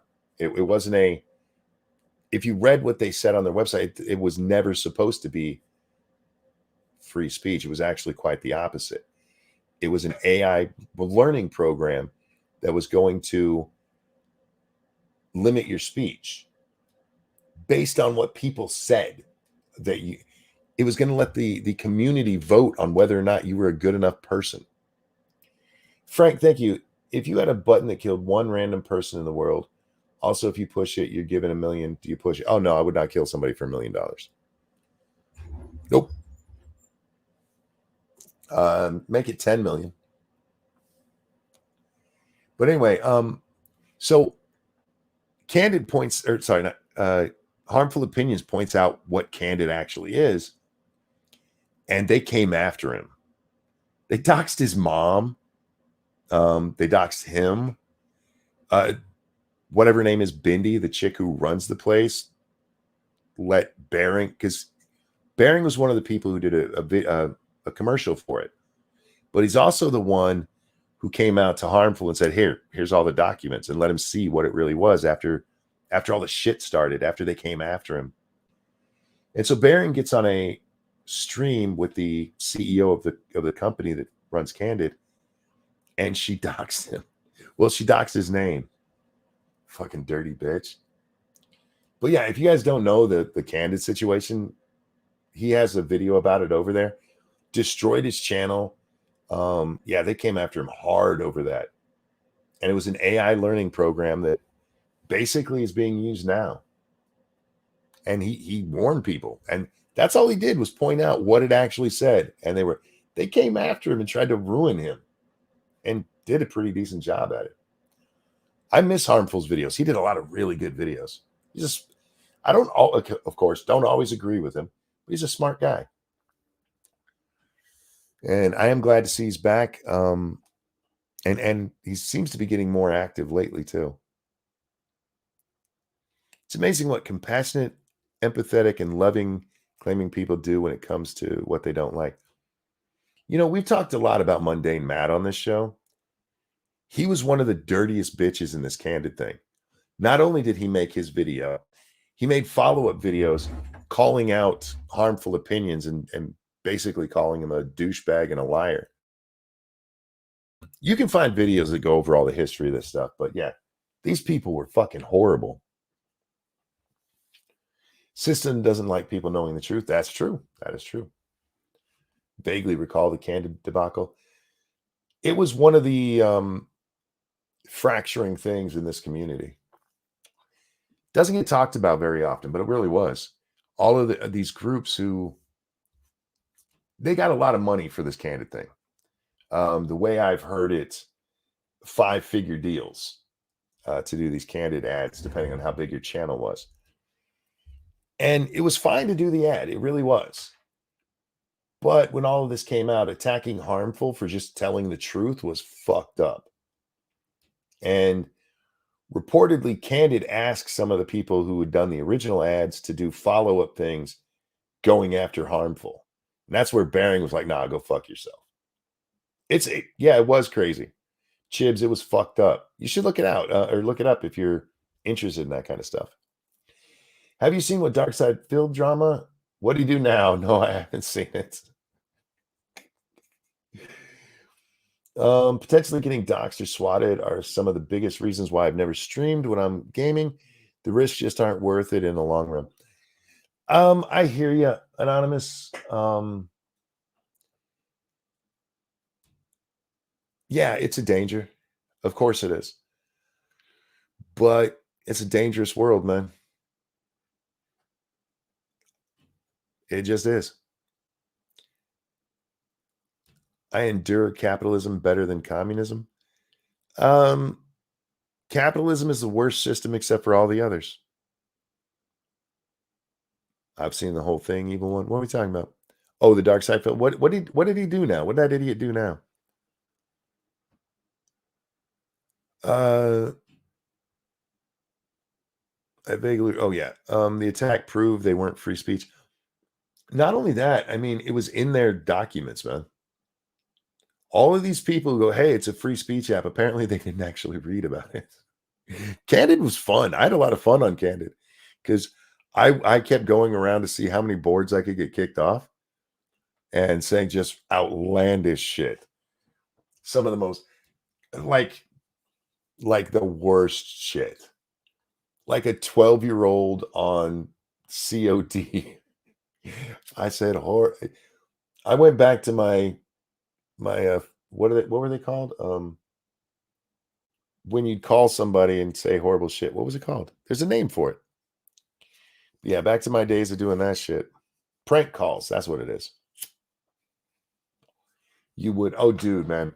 Chibs, you turn me loose like that and I have fun. It's why I don't go into chats very often because I have trouble controlling myself. DPS did an interview. They asked him hard question, had people ask questions, and DPS said it was fair. Then 2 days later, it was an attack on him, and they hate him and other tarts. Oh God, I'm gonna have to look that up. John, thank you so much. Here's the stream that Keem confronted DSP. Oh, thank you. I appreciate that. Frank, did I get your last one?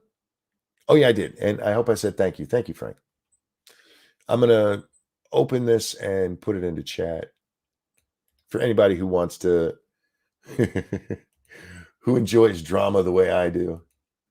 I really do. I don't know. I mean, I know why, because we all like drama. We just all like different kinds of drama. I had to go watch that stream because it was so good. I'll have to watch. Oh man, when am I going to watch it? I have a weird day today. I'm going to play Phasmo with Bubba in a little bit if he's still up for it. I don't know if he ever answered. But if Bubba's up for playing Phasmo, we'll play Phasmo. But I still got to be up by noon because I want to play Diablo 4 when it opens. Fuck, I might not sleep today. ABBA, what did ABBA do? Side scrollers, I couldn't remember the name. Thank you. Oh, I don't even know what we're talking about now. I don't watch drama. Nuts, how dare you? You watch this show. Speaking of, did you guys see Eufio's tweet last night? Should we pull it up and make fun of Eufio for a little bit? It's been a while since we laughed at that dumbass on stream. Let me find it. Da, da, da, da. John, I got it. I thank you so much, and I put it in the chat there. What was I going for? Oh, Eufio stupid shit. I don't know how I do know how. I just don't understand how I became such an evil person to this guy. How you get this out of it. Where is it at? There it is. I love the right wingers who skip the dog whistles. It's so annoying when liars like Ranting Monkey, Zulu, Sargon, Sinatra, Styx, and Timcast put up the facade that they aren't using the whistles. The latter is getting close to ditching the mask altogether. And he retweets Rowan Zoomer, who I don't know, saying thanks to Jews. And somebody pointed out, I do love, I'm first here. He's got Sargon, Styx, and Tim, and Sin. And Zulu is short fat attack. Am I right? Oh, I don't remember. But anyway, of all these, he puts my name first. I'm like, right, okay, I mean, that's good company to be in, I guess. I need their audience size, man. I'd be more pissed that he compared you to Tim. I can't even get pissed at this guy. Seriously, yesterday when he starts coming at me about abusing my cat, like, what? That's where you are in your life? That I make a joke about how my cat would kill a duck if they tried eating her food, and you spend the day talking and arguing with people about how I abuse my animal. An animal that if you watch this show, you know damn well is spoiled beyond belief. I'm like, I don't know how you get to that point. I've been ignoring him. But when I read that, I was just like, what the fuck? How do you get to that? Oh my God, man. Like, you hugged your cat too much. That dude needs some fucking therapy. Like a real therapist. Fuck. And apparently something Jews. You know, I always love when I get that one. You don't like the Jews. I'll be honest, I don't know the Jews. I don't think I've ever met a Jewish person. That I know of, I've never met a Jewish person. If I did meet one, I wouldn't be like, go away, you bad Jew. I don't care about that stuff. I just think it's so fucking weird. The best response Monkey had to one of his tweets was just the AA link. Yeah, I thought that was funny. I thought that was humorous. Oh, some motherfucker. He needs a 12 step if anybody ever has.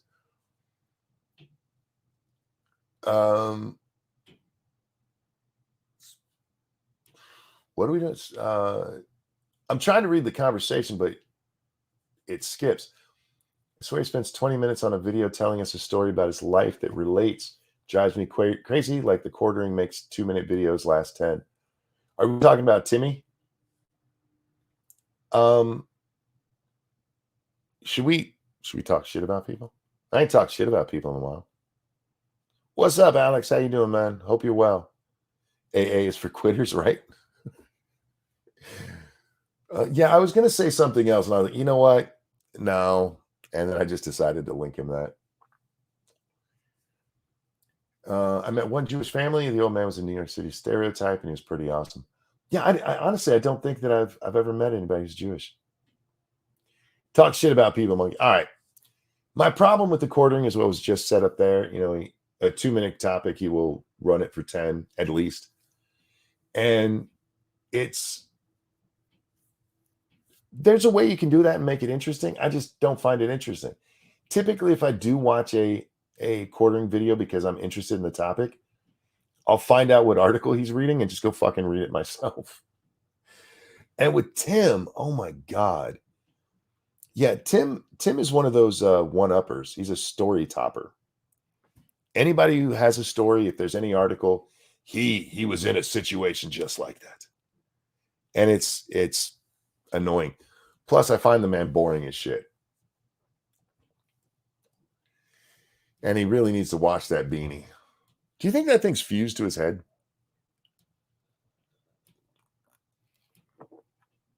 Ah. Both of them are annoying, but the quartering generally comes down on the side. That's true. That's true. The quartering's not a fence sitter.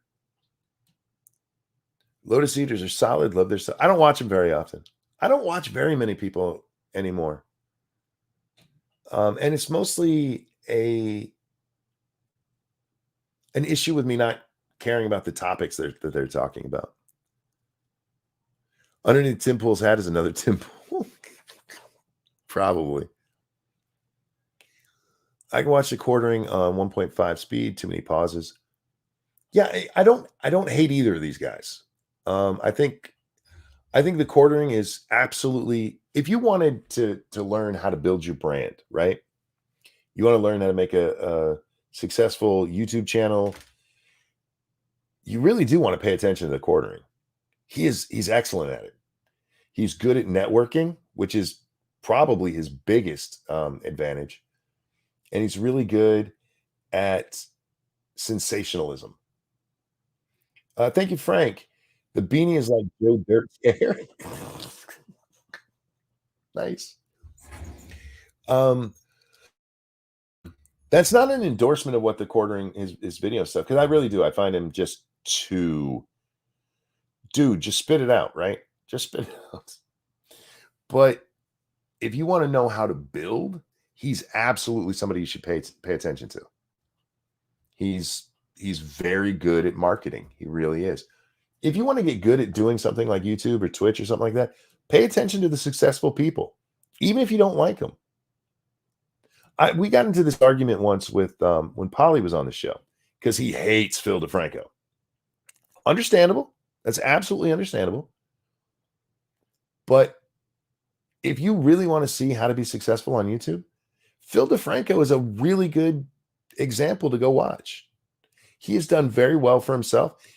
Sure, you can't start out with the big booby things that got him so much attention in the beginning, but he's kept his audience. How does he do that? That's the kind of thing you should look at. And if you ever come across one of these guys, as a creator, you come across these guys and you just wave them away because, I don't like that guy, then you're making a mistake. You're making a huge mistake if what you're trying to do is grow. There are people that I do not like that Destiny's one of those that I didn't like when I started watching him. I was actually watching to kind of see what it was he did that was keeping people coming back. And it just happened to be this is around the time where he's coming away from the far left. He's still quite left, but he's coming away from the far left. This is around the time of like Rittenhouse, where he had an actual good take on it. So I stayed watching. I still watch Destiny from time to time, but he's somebody at the time I fucking hated him. He was so annoying the way he used to debate, where he'd just grab onto one little thing and just hammer it home over and over and over. Thank you, Bad Bob. I appreciate it. Thank you. Thank you so much. Celebrate the first super chat from Bad Bob. I appreciate it, my friend. But these are the things that if you're trying to become a creator, you really do need to look into. Pay attention. Even Tim. I can't watch Tim, but occasionally I will tune in. If there's something that I'm at a point now, I know a lot of things that I need to do differently, a lot of things I could do differently, that would help out immensely. But exactly, Alex, proper SEO, branding, continuity. But there's also things that you can pick up, like the way that they engage their audience for getting on a mailing list or donating or merch. There's things you can pick up for them. And anybody who's out there like, no, you can't learn anything. Yeah, you can. Pay attention. You want to know how to be successful? Look at what successful people are doing. Bear, you were on that show with Polly, and he got in an argument with you over that, right? Yeah, you absolutely can learn from people you hate. And then you take that and you just do better. Spud says selling your soul. No, you don't have to sell your soul, honestly. Community is a big one. Absolutely. The way you build your community is important. Stop watching Tim in the Quartering after the Elijah Blue drama and his weird drunken night tweets. Both of them just come across as very fake to me. I don't think the Quartering's fake. I'm being honest here. I don't think that he's fake. I think that he's sensationalized. And I guess there's a fakeness to that, but we're all carnival barkers out here. And I don't hold that against him. I think Tim Pool's fake as fuck. I don't think that guy has beliefs. At least I think that I believe the Quartering believes in what he says. I don't think he does a story just because it's the story to do. Where Tim, yeah, he's just he's what you would call a grifter. Doesn't mean you can't learn from him though. Anyhow, where are we at here? Monkey, you can't expect me to remember these things. That's fair enough, Bear, but I'm pretty sure it was you. It was you, me, Jack, and Polly on that night. And I'm not throwing Polly under the bus or anything. I mean, we had this conversation on the show. You can still go watch it. But yeah, if you think you can't learn from people more successful than you, you're making a mistake. That's all I'll say. Got to be swift to organize anything. Ice, are you drunk? Tim can never be wrong. He obfuscates like a politician.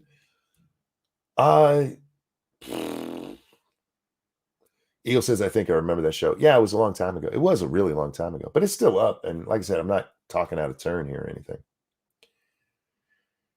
Timmy is sus, to be honest. I think he's just a grifted piece of shit. And good on him, man. He's got 100,000 people watching him. Good on him.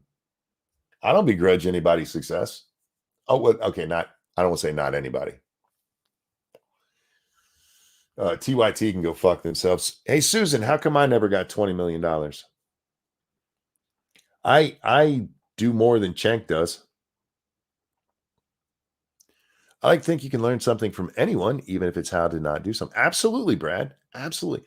Bad examples are still examples. He's definitely grifting shit. Oh, yeah. It's 2 hours and 13 minutes in. Is Bubba here? Bubba should be getting ready to end his shift. Is he still here? Did I miss Bubba saying he was going to play or not? I've been tabulating since 3 a.m. I don't know what that means. You know why you didn't get the 20 million, Monkey? That's true, but I needed the money up front.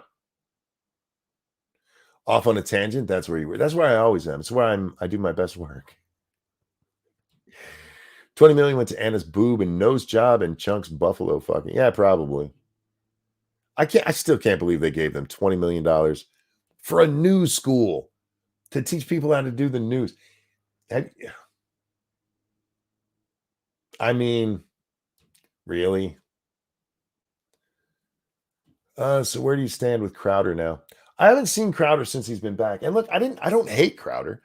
I think Crowder is a very good marketer, and I think that's what happened with the whole Daily Wire stuff. I think it was a marketing ploy. He's here on Rumble now. I am live on Rumble too, guys. He's here on Rumble. Always down for Phasmo. Sweet dude. When we're done here, we'll hook up and play.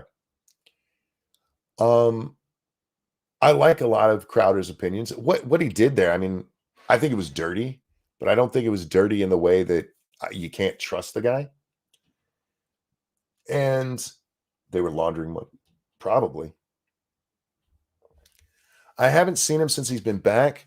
Is Dave not on the show anymore? I saw that Crowder announced there's a new third coming in for third chair. It's going to be his first time. I don't know. I don't know if Dave's gone. If Dave's gone, I probably won't watch the show very much. I like. Have a good night, Rogue. I like Crowder, and I can tune in from time to time. When Dave is there, I watch quite often. Dave left. Dave's on tour. Yeah, it sucks, man. Because he made the show better, and not just because he was there and his contribution. He made Gerald better. Gerald started telling more jokes and having a bit more fun. Crowder talks like Dave will be back. I hope so. I really do. But I did see Crowder had a new person coming in for third chair, and that kind of. But when it comes to whether or not you should watch him, I mean, it's up to you, of course. But I don't hate Crowder. He's not one of those people I'd be like, yeah, don't watch that guy. It was dirty what he did with the Daily Wire thing, though. Dave said he'll only be an occasional guest on his Instagram. Ah, damn. Dave kept it entertaining. Crowder's funny, but not as funny as he thinks he is. Yeah, you perfectly said. Perfectly said. Because Crowder can be funny, but he's not as funny as he thinks he is. Their skits and stuff are pretty funny. Their songs are pretty funny.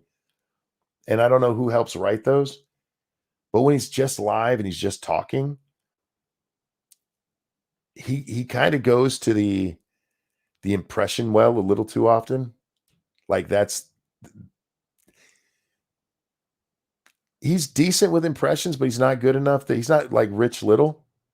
You know, do you guys know who Rich Little was? Fuck, I'm dating myself real bad now. But he's not like a really good impersonator. But yeah, Dave was the best part of that show for the last year.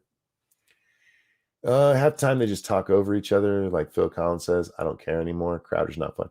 They don't talk over each other too much that I've seen. Rip Taylor. Was Rip Taylor good at impressions? You gotta be careful when you're talking about Rich Little and don't screw it up and say Little Richard. I know yeah, man. He used to do a great Johnny Carson impression. I can see him right now in my head doing it. All right, guys, I should probably wrap this up. Alex Jones was third chair for 2 days. Good God. I can't take Alex Jones. And I'm not being mean to the guy, and it's not that I think he shouldn't be anywhere.